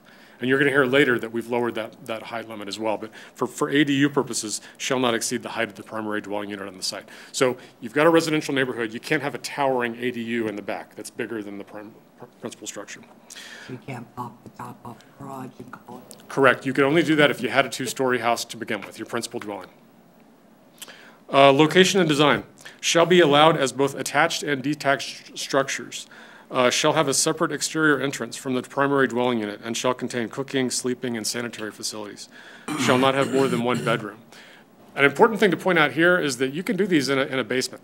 of an existing home. If you can meet these requirements, if you can meet that size threshold, if you can, have a separate exterior entrance, you can put it in a basement. That was a question that came up in a lot of our meetings with the public, because they saw that potentially, I don't have to build a new cottage in the back of my lot. I could potentially do this in the basement of my home and create this unit there. Separate water or sewer service shall not be allowed. Separate metering of other utilities is allowed. Oh, no, you're fine. So overall, these standards are intended to provide a controlled way for Northglenn to authorize these new dwelling types. We heard a lot throughout the project about the need to broaden the type of housing units in Northglenn. We heard that y'all were interested in workforce housing in particular. You needed more affordable housing options. People wanted the opportunity to potentially, have these units on their site. We heard a lot about, these are often called mother-in-law units or granny flats, and that's because extended family, want to live in these. And we heard a lot of folks in the public meetings say that they liked these. So that's all my background for you, but that's a good overview of where we are. We've never had a chance to really just come before the council and just have you weigh in on this idea. Are these appropriate for Northglenn, and in which districts should they be? Now, we did have the conversation with the task force and with the planning commission. They both agreed that these should be tried as drafted. And you can see the use table there in your memo. They are proposed to be allowed in all the residential RS and RM districts, and also the mixed-use neighborhood district. So those are the districts in which they would be allowed. So our first question for you all tonight is, should they be allowed in Northglenn? And if so, which districts? And again, the Planning Commission and the task force said they agreed with this approach. I'll just put all the questions out there and then we can jump in. The next question is, should the height of ADUs be limited to the height of the primary dwelling unit? Do y'all agree with that approach? And then finally, should the property owner be required to live on site, either in the ADU or the primary dwelling unit? Obviously, the whole range of standards there that I read is open for discussion, but these are the ones in particular that we had highlighted for you all that we thought would be good to get your feedback on.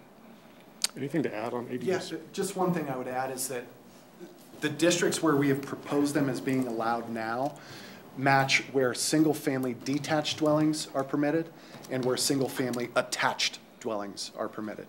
So if you're thinking, why did we skip some districts? Why did we put them in the ones that we did?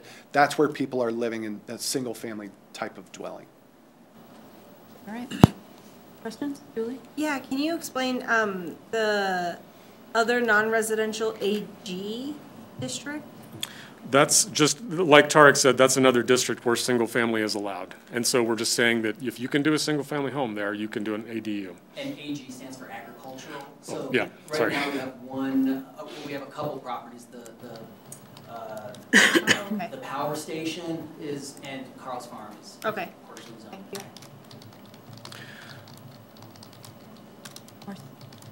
So this is probably a question for staff, but specific about the ADUs. At one of our public meetings, we had a resident that came and expressed concern around whether or not our infrastructure could handle an ADU with regards to sewer and water. Can you just speak to, I think you were going to talk with staff about that. Can you just speak to the answer?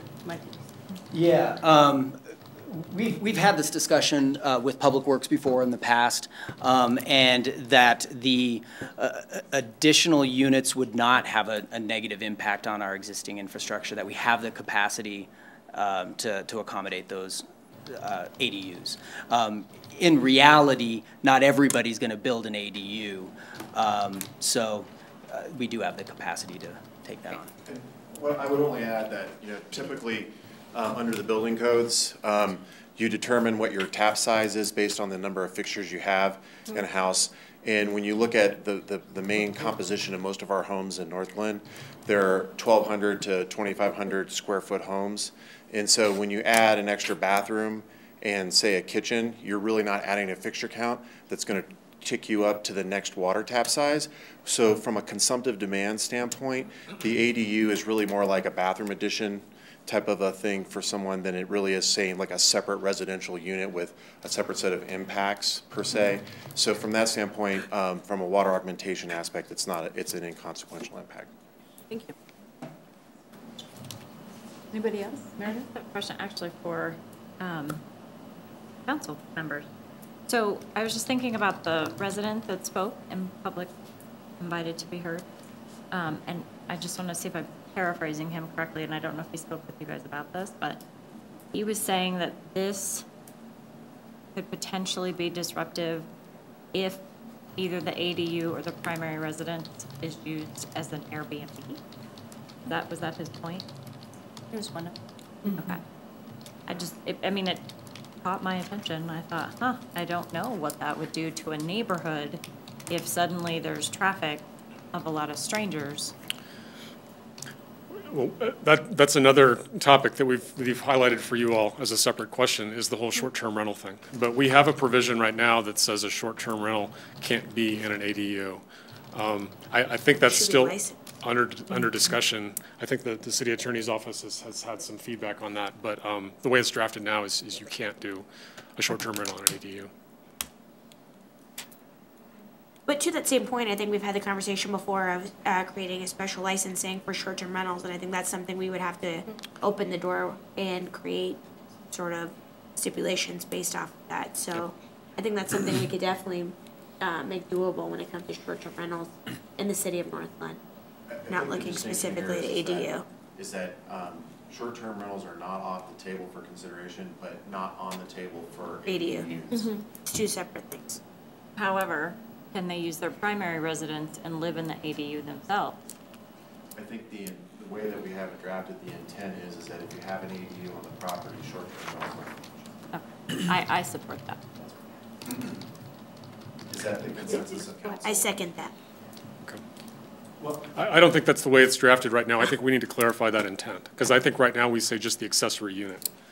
And we should mention, since we're getting into the short-term rental discussion, we're going to have further conversation with the city attorney as well, because he has expressed a little bit of concern about whether or not we could impose such restrictions on an ADU being used as a short-term rental versus any other property being used as a short-term rental. So more to come on whether or not we can do that, but it has been drafted that way today in the current draft. Okay. To the question. So I'm proposing to be drafted. If there is an ADU on the property, there cannot be a short-term rental on the property. Correct. Okay. That's my question. That's good feedback. That wasn't that's a little bit of a bleed over into another question we're going to ask later. Okay. But we should end these. Right, so. Okay. So I do have a question about the property owner being required to live on site. Have you encountered other municipalities that have the same stipulation? And if so, what is the result or the response? That's pretty common. It's pretty common for the same reason that we put it in here. It's an attempt to, protect the integrity and the character of the neighborhood. It is, it falls into also the same category as short-term rentals. They often have that same type of stipulation that the owner has to live on site. It can be challenging to enforce. You have an enforcement challenge there. Yeah, and I think that was going to be my next question, and I don't know if anybody on staff can answer this, is how would we regulate or how would we enforce that? You would know right up front at the initial approval stage, and then after that, it would fall into the same category as other zoning enforcement. It's complaint-based. And if you found out that you were really having a lot of problems with a particular property, that's just one more, potential, violation that you could cite them for if there were problems. Some communities do get into more structured licensing requirements for ADUs. Sometimes it's a revocable permit. You have to reapply for it, every year, something like that, and that provides an opportunity for, another round of public notice and another round of people to weigh in if that property has been a problem. We have not drafted it that way here. We haven't drafted it for that licensing thing. That's a big staff burden, first of all. That takes a lot of resources to administer that. And we just hadn't heard feedback that you needed to go to that level yet.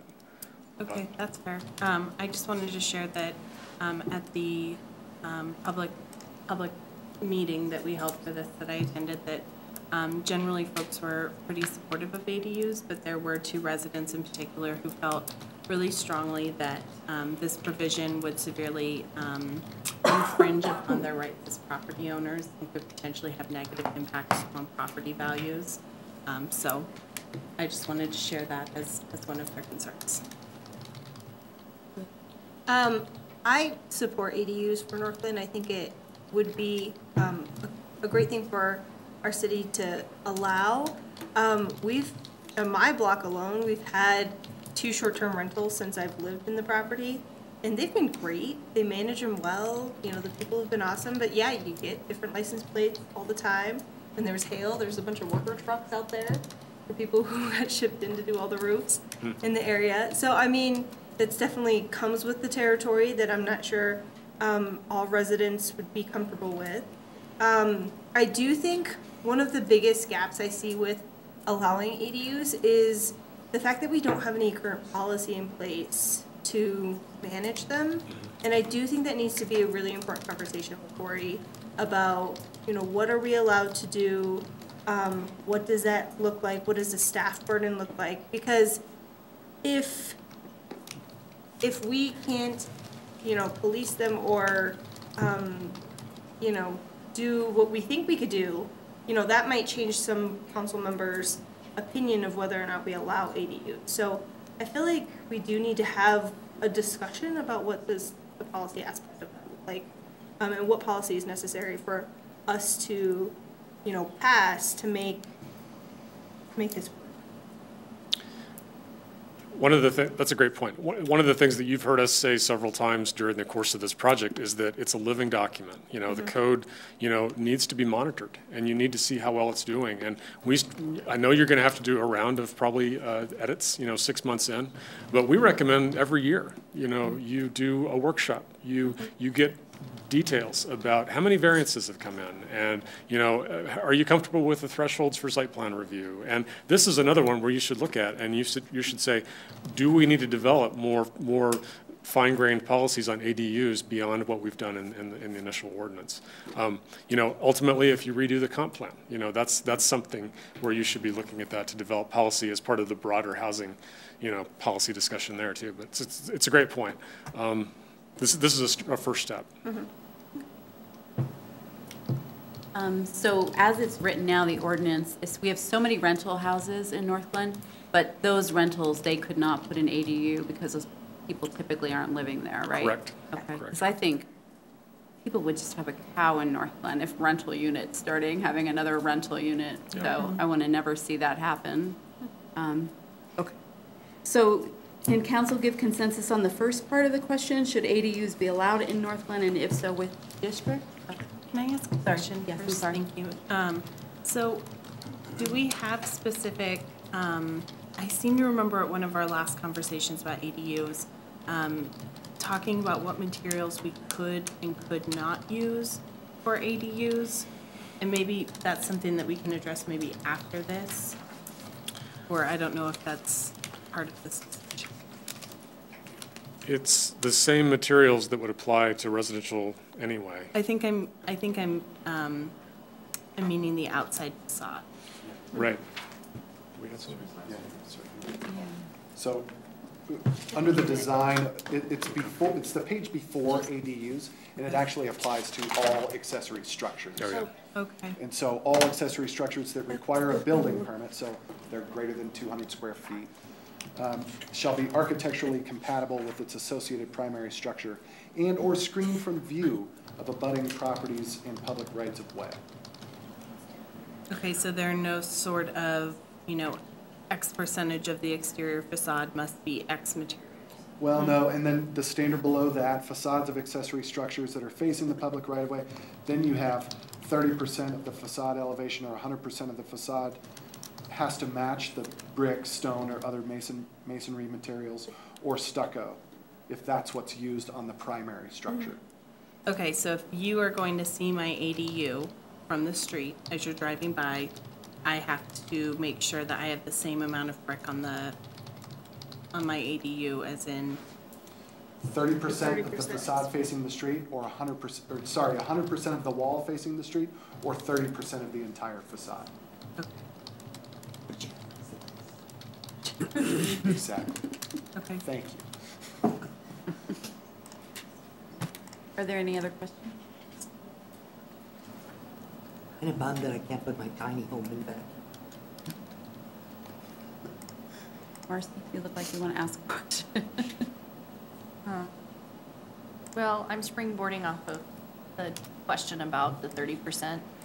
I know it's not a specific item on here, but recently we had a conversation with a resident, and I said that I would bring this up with council just to make you all aware of kind of the impact for him.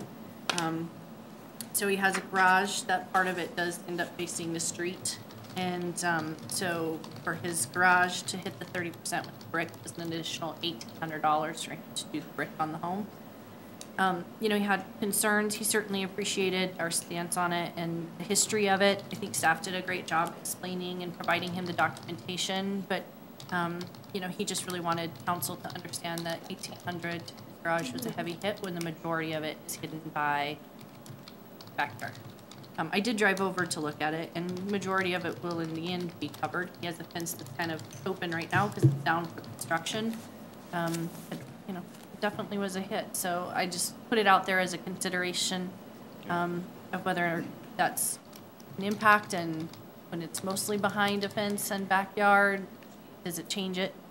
Because it is substantial. Yeah, I'm glad you mentioned it. This is not all new language. Right. Some of this was a carry forward, especially the design of those accessory structures. There's a difference when we're talking about where you're parking your lawnmower and your bicycle and your car versus where you're living in an accessory dwelling unit. But it's very hard to control how those transition over time. Mm-hmm. And so I would urge you, under that same consideration, just think about as those garages turn into accessory dwelling mm-hmm. units over time, you want to maintain that higher level of standard, or do you not want to maintain that level of standard? 1,800 is a big hit if you've got a minor garage addition or you're fixing up the facade. It's a much smaller fraction if you're building out an accessory dwelling unit. So just fodder for discussion. I appreciate that. The topic was coming up, so I brought it. All right. Any more comments before we try to get consensus on the first item? Should ADUs be allowed in Northglenn, and if so, in which districts? Yes. Yes. Yes. Yes. Yes, and the districts as already on the graph? Yes. Yes. Good with that. Great. Should the height of ADUs be limited to the height of the primary dwelling unit? Yes. Yes. All right. Consensus on it. Should the property owner be required to live on site, either in the ADU or the primary dwelling? Yes. Yes. That's consensus. All right, thank awesome. you. Good team. We got that. Thank you.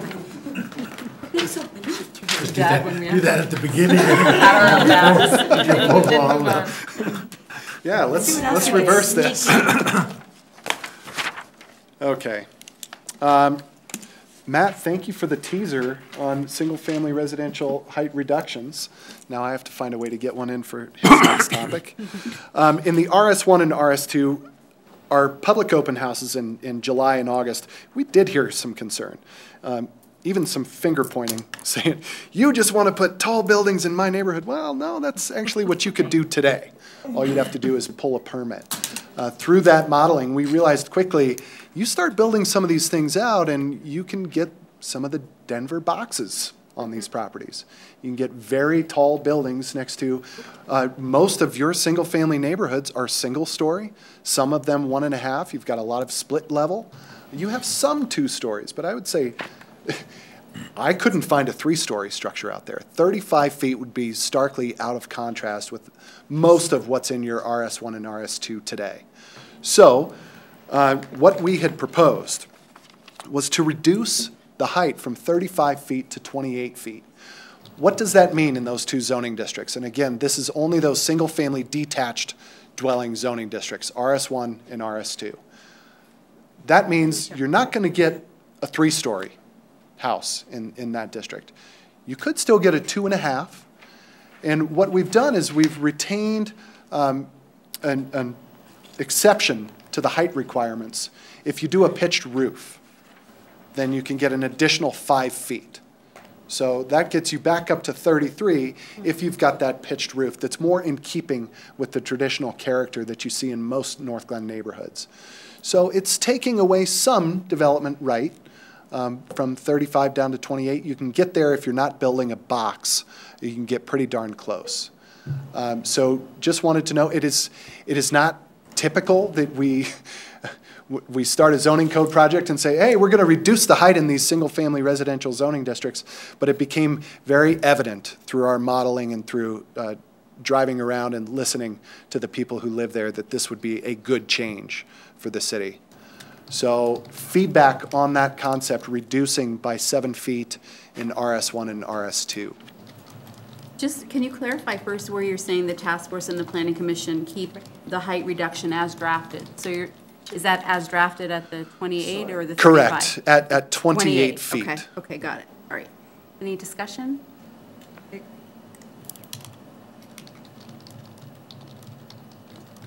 Me? Concerns me with the work that we're going to have with the theory, you know, and I'm not quite understanding. I get, like, if you go around Ward 2, you are going to have, you know, where people have opened up their garages and we're, you know, a lot higher than what it should be. But why would we want to take that away? Why would we want to take the ability to do what you could do today away from our residents and give them a restriction that, you know, that doesn't exist? What is the benefit? I guess maybe I'm missing the point of what the benefit is. I'd like to reframe that to, rather than taking it away, it's really protecting those existing single-family neighborhoods. And that was what we have been saying since the beginning of the project, that nobody has hired us to destroy the existing character of Northglenn's residents. And so that's, or sorry, the residences, not the character of the residents. So if you've got mostly single story, you don't want somebody coming in at 3 stories in those neighborhoods. And it would just be so out of context to what's there now. Now for Carl's Farm, future redevelopment of the marketplace, there are districts for you. There's a whole new small lot district that you could rezone to, and you can go taller there. You can go smaller lots there. You can get a lot more density. There are other districts where that might be appropriate for your last greenfield piece and even redeveloping some of these. But I think for the single-family residential neighborhoods that you already have, this was a protection mechanism more than reduction of right. And Carl's Farm could potentially be one of the mixed-use districts, you know, as opposed to residential, which have height limits of 35, 45, or 75. So you do have districts that contemplate something more intensive.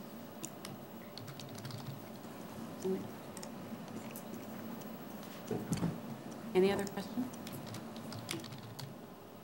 Okay, so do we have consensus to keep the height at 28 feet? Yes. Yes. Yes. Yeah. All right. Up and down. Back to you, Bob. Yeah. So, electric vehicle charging stations. So this is on page 123 of your draft code. And I think this is on the agenda just to circle back, because this came about from an earlier conversation with the council, and you had said it's important to us that we think, about, future needs, in parking areas and parking demand, and come back with an incentive-based approach. And so we've done that in this draft. There's some commentary there in the code. It talks about how this is really still a technology that's really, in its infancy. And, communities are not really addressing this, in a comprehensive way in their zoning ordinances. I think we've taken a light touch here, which I think is appropriate, given the fact that there's so many unknowns. But basically, what this all boils down to is a really simple percentage reduction of your parking requirements. And if you provide, EV charging infrastructure in a parking lot, you get to reduce the amount of required parking you have to provide overall.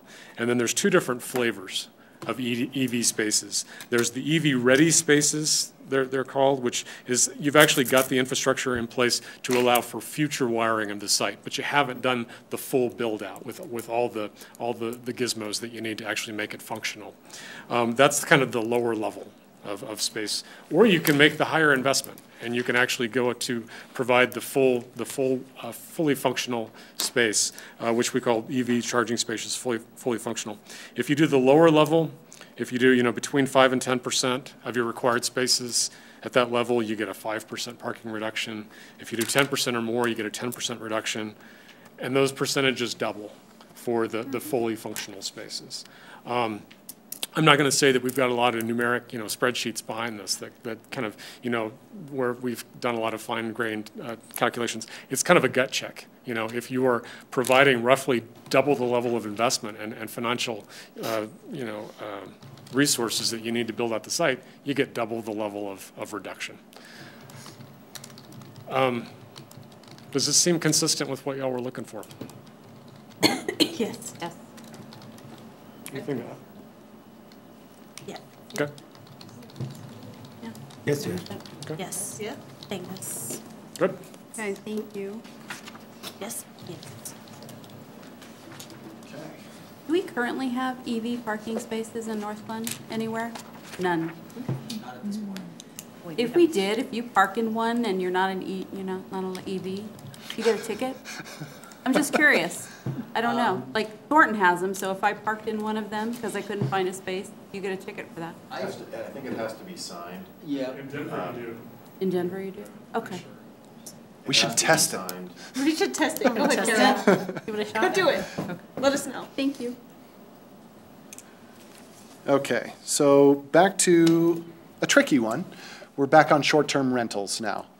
So diving into that, with the previous couple of drafts, we included it as a line item in the use table, but we left it blank. We just said, we're going to have to talk about this more. And we kept kicking that can down the road, but now it's time to have that discussion with you all.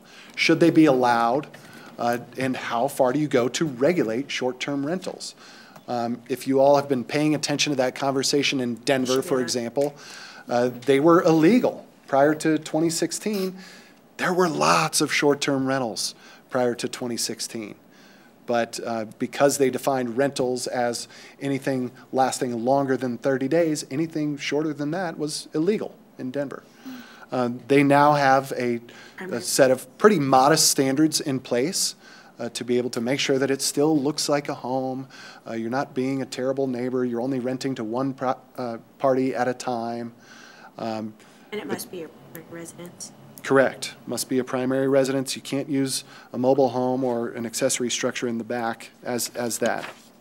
So, for Northglenn, how should you address those short-term rentals? Do you want to require licensing? Our first question, though, in which districts should short-term rentals be allowed? What we heard from the task force and the Planning Commission are kind of different. The task force said, well, we should allow, if we're going to allow short-term rentals, then they should be allowed anywhere we allow people to live, whether it's a single-family detached home or a multifamily unit or a condominium. It doesn't matter who's renting it for short-term. If you can live there, there's really no difference in the impact because it's either the owner or the short-term renter or a long-term renter.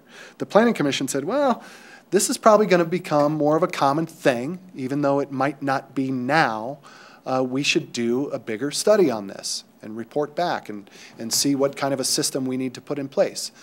Like the accessory dwelling unit system Matt mentioned, you can go to opposite ends of the spectrum.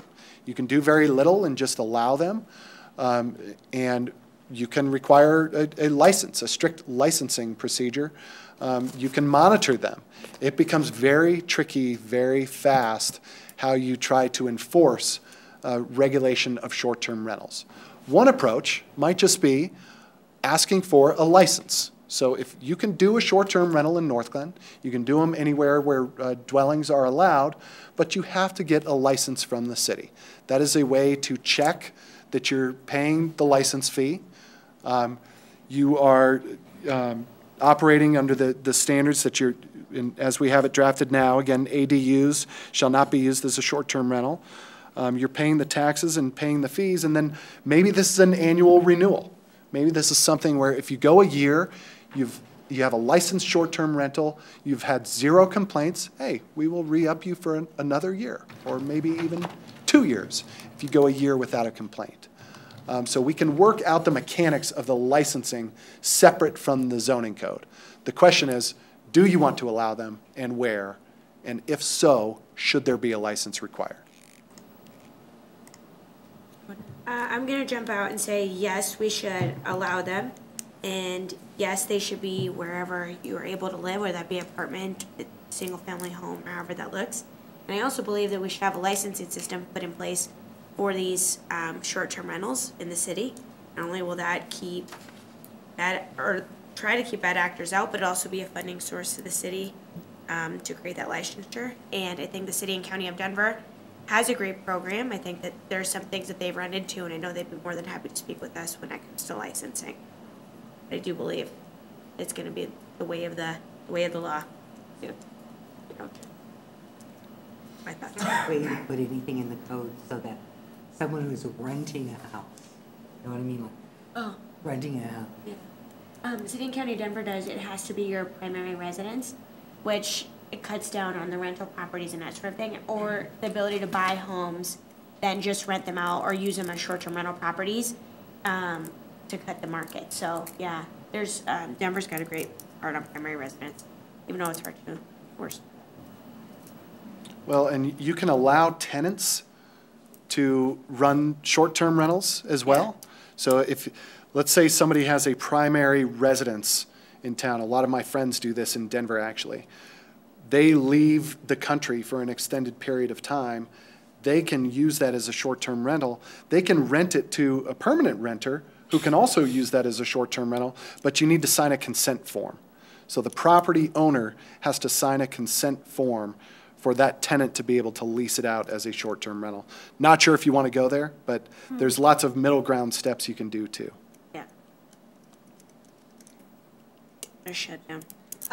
I think we should have short-term rentals because we currently have short-term rentals, and there's some people who'd be very upset about not being allowed to do their short-term rental anymore. Like I said, there's several and they've done them. And so my question is how do you police it?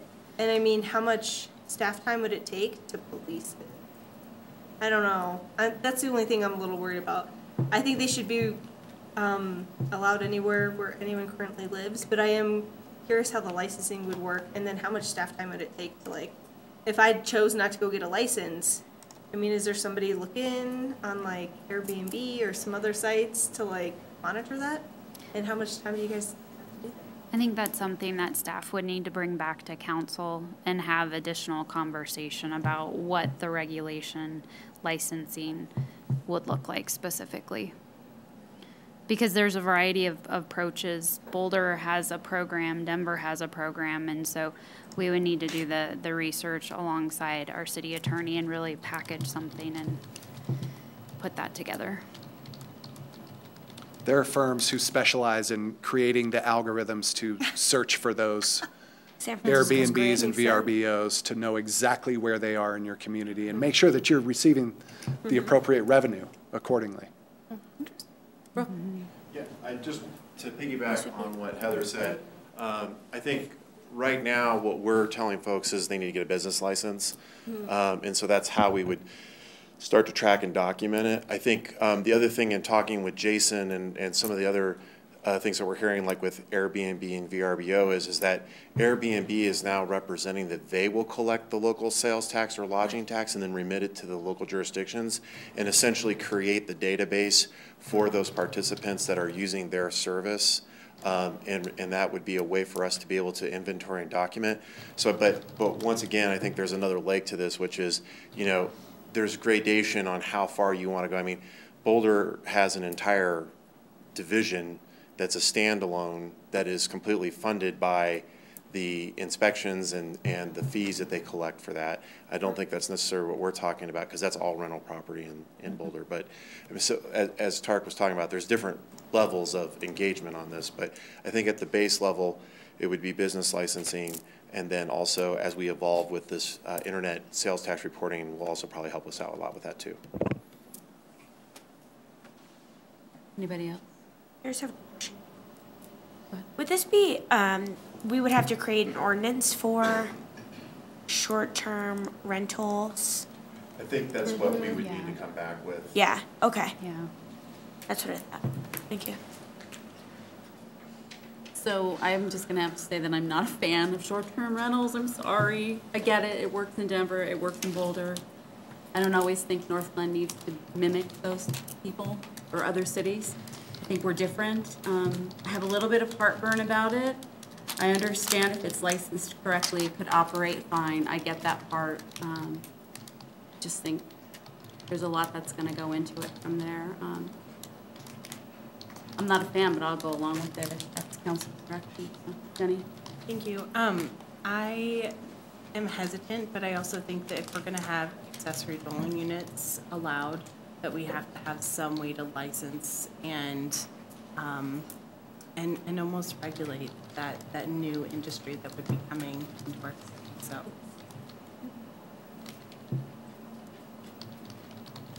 So I'm in favor of allowing them, and I'm in favor of the licensing, and at least going down that path of figuring it out. Okay, so can we ask the question then in, I'm sorry, should we allow short-term rentals, and in which districts? Yes. Yes, all districts. All districts. Well, Well, as resident. yes, that's the distinction. Districts where we are allowing dwelling units. Yes. Yes. Okay. Parking lots. No. Yeah. Not parking lots. I just get to say no, okay? No. I don't like any of it, okay? Wait for the hush and then say Overruled. no. It's okay. It's okay. Okay.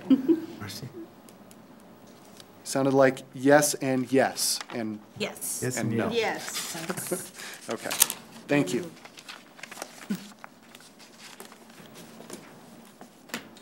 Next up.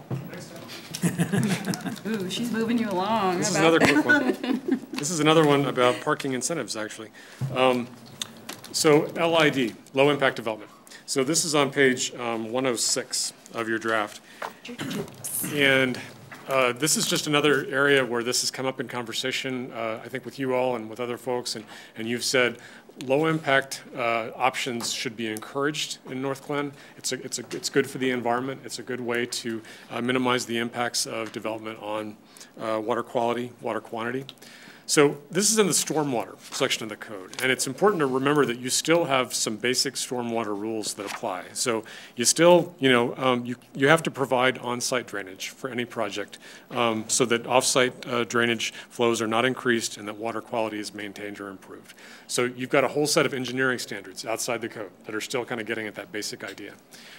This whole other idea in 4.4.5 is just saying, hey, we encourage you to use low-impact practices wherever you can. That's a good thing in Northglenn. And if you do it, we'll give you a reduction on your parking. We identify a variety of types of practices. There's the grass swales, the sand filters, the bioswales, and the engineering guys just do whole conferences about each one of those things. And there's a brief description of them on page 107. But bottom line is they all kind of are a good way of ensuring, especially the parking areas, don't create more off-site drainage or they improve the quality of water that is collected on a parking site. And so that's the nexus to the parking reduction. That's why we said the incentive for these things is to reduce the amount of parking that's required. And there's a variety of incentives there. Again, it's kind of based on the relative cost of doing the practice. There is a maximum cap. And so you can do multiple types of practices. You can't have more than a 25% reduction in your parking requirements, though. You can't do anything that is inconsistent with the landscaping standards or other parts of the code. So there's some kind of guardrails to make sure that these would be done well. I think that's it. I think it's a pretty straightforward idea. It's the same idea as the other incentives we talked about earlier. Other communities go farther. And I do want to say real fast, this is something you should watch as well, because if you see in a year that no one has taken advantage of this, you probably need to be more aggressive if this is important to the city, and you need to be looking at a more heavy-handed, regulatory approach and actually requiring some of these things. This is a first step to test the acceptance of these in the community. Are there questions? Is there consensus to keep the LID incentives as drafted? Yes. Yes. Yes. Yes. Yes. All right. Okay. We're moving fast.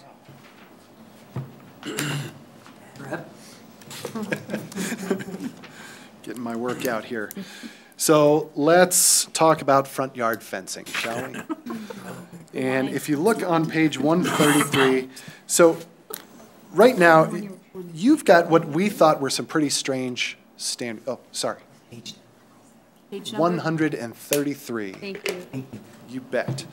So having 8-foot tall fences is somewhat unusual compared to a lot of cities that we work in. We understand you're not like most cities, and so you're going to have some different standards. One thing that we did was say, well, you really shouldn't have fences in the front yard above 42 inches in height. And again, that's a very common standard. And you have that now, but there's an exception now in your current code that says, except for the industrial district, where the Planning Commission could allow an 8-foot fence within the front yard setback. I think of the industrial areas in Northglenn, and they're pretty limited. And we can picture the 1 or 2 drives where they're located, and it's a circular drive, and you've got some interesting dynamics with lot sizes and lot arrangement. It's okay, maybe, to have front yard fences for industrial properties, and that's what your Planning Commission told us. That, yeah, we want to limit them, and it's okay to not allow front yard fences for non-residential properties, except for the industrial zone. And they wanted us to bring that allowance back, but we wouldn't send that to the Planning Commission anymore. We would draft it, and it's not in there yet. We would have to add this back in. And we would just say, in the industrial district, fences are permitted within the front setback up to 8 feet in height, and then we will mention that it still can't be in the site triangle. It's got to meet all of those public safety standards. But when you're running an industrial property, you're different. You're trying to screen things. You're trying to protect the things that are sitting behind the fence. So we think that could be an acceptable approach. A broader question is, should front yard fences be allowed for other non-residential districts and or use types? Just think of a commercial zoning district.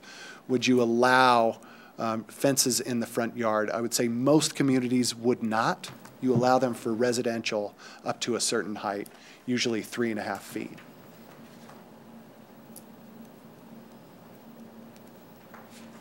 How tall is the fence that the Islamic Center put up? You know? So there's the basketball court, and that is exempt from the provision because it's an enclosed recreational area. And I believe that's about 14 or 15 feet high.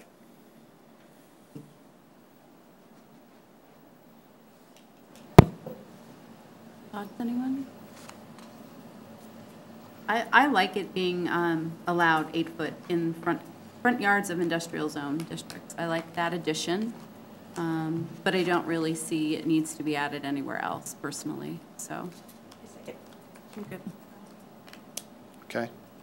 Some task force. Is there consensus on that, or Marcy?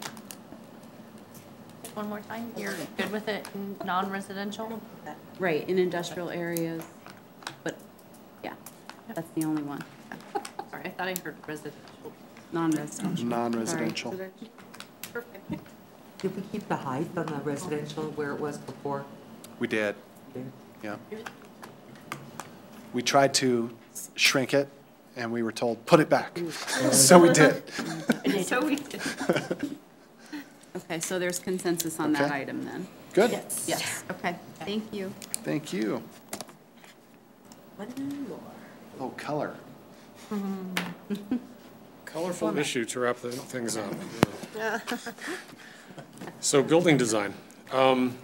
These standards are on page 142. You guys are so good to me, thank you.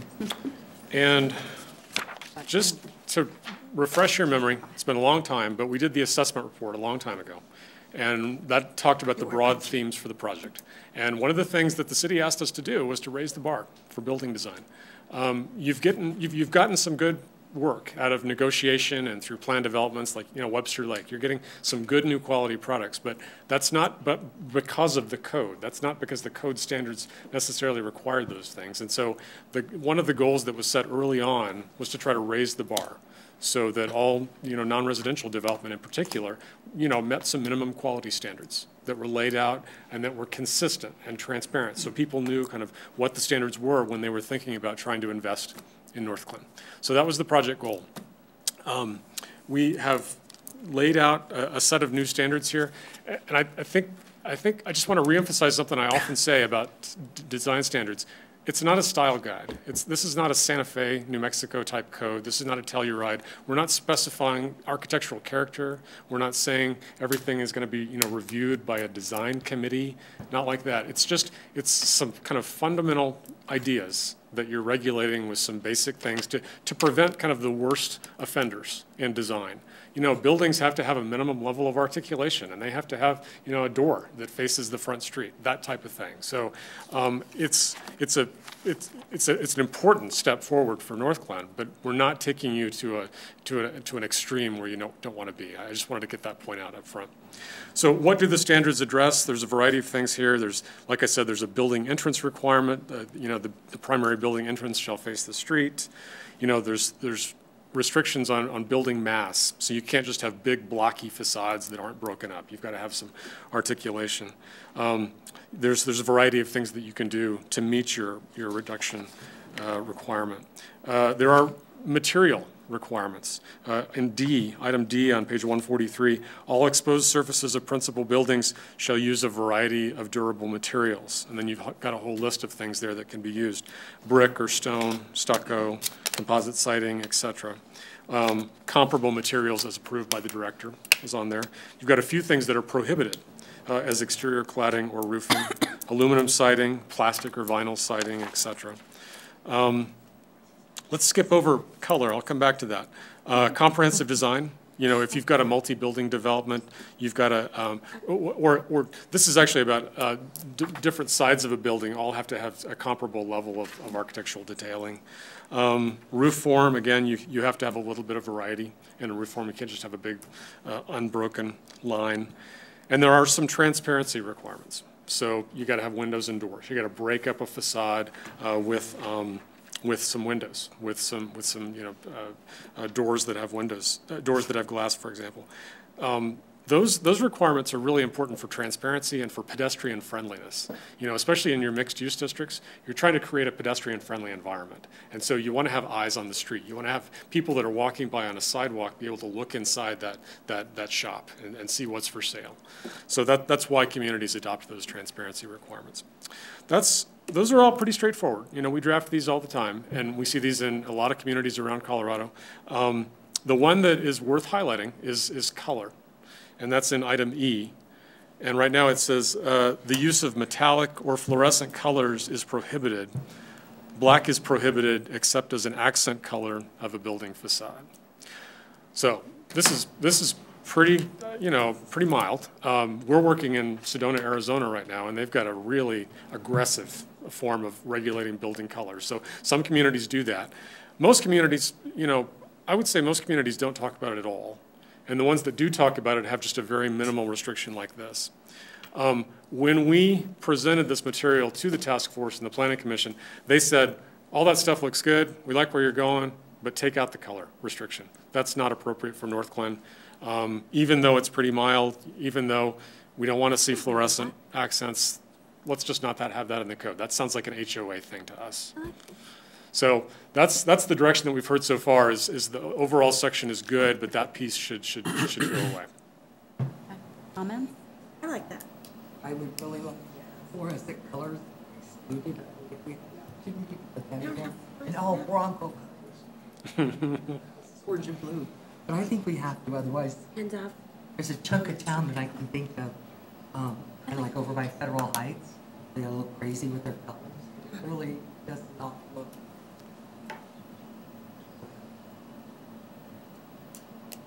Other thoughts? Jenny? I would prefer to be hands-off. Me too. I agree with the task force. Hands off. I also agree, hands off. I think it can be done, I think even fluorescent could be done well. You see? But I know not everybody will do that, so. I don't think people will choose those Costs so much colors money. anyway. Oh, boy. Meredith? I'm with Becky. And I don't know. I know you guys were gonna go back and look at that tape. I still felt like we were okay with it on, but I don't know. I don't want fluorescent or metallic colors. I'm okay with black. As long as it's trim. As long as it's a trim, yeah, seriously. I'm raised for hands off. Okay. Julie, did you weigh in? So was this for, okay, so this color limitations are for non-residential And mixed use. and mixed Yeah. use? So, could be an industrial building, could be a new vertical mixed-use building. I think fluorescent be done, maybe. I don't think so. Hypothetically, can the Carl's Farm developer paint all of that hues of metallic and fluorescent? No. If they want to have business. If you want to attract business. It's allowed, but they wouldn't do that. Yeah. No. Come on here. I don't know. I prefer to be hands off on it. I think it's so subjective, that's the problem. It's, Because we could all sit here and go, well, what I don't you want it like. this color, and I don't want it this color, and I don't want it that color, so why, let's just say, we don't even get a say in the matter. what you think looks good and what you don't think looks good. Stop. Okay, so how many of us are for having it taken out, the color taken The out? restriction. Hands off. Hands off. Okay. Go for it. Okay. I believe you have. Any other comments on the standards that I went through those pretty quickly, but did that all sound like it was in the right direction? Sounds good, Yes. no, it Yeah, does all of sound those good. seem great. Yep. That was so fun. I love it. That is our list for you. Wow. Thank you very much. Next steps, or? Hands off. So will we see you again before the holidays? I think so. Well, I will go ahead and talk a little bit about the upcoming schedule here, just so that you all are aware of kind of what our next steps are here. The consultant team here will be providing us with a final draft of the UDO that will become available for public review on or around December 10th, so just keep that in mind. We will be sending notice of zoning change to individual property owners within the city through utility billing in December and January. So basically what that will do is guide people to a place where they can look and see what the zoning of their property is. And we'll have some tools there to help them understand what that means as property owners in the city. And then contact information, obviously, if they want to contact us. Final draft of the UDO as well as the zoning map will be presented at a study session to council on January 7th. These are tentative dates right now, but just kind of keep these in mind just for scheduling purposes. We'll be presenting final draft of the UDO to Planning Commission January 15th for the recommendation. That recommendation would then be forwarded to you guys at first reading on January 28th and second reading and public hearing February 11th. So that's kind of what we're looking at for adoption. There's light at the end of the tunnel now. There is. I like We can it. see it. I like it. Thank you so much. Thank you all for all the work you put into it. Thank you. Have a good evening. Heather, do you have anything else tonight? Nothing, Mayor Happy Dodge. Thanksgiving. Thank you. We're adjourned. Snacks.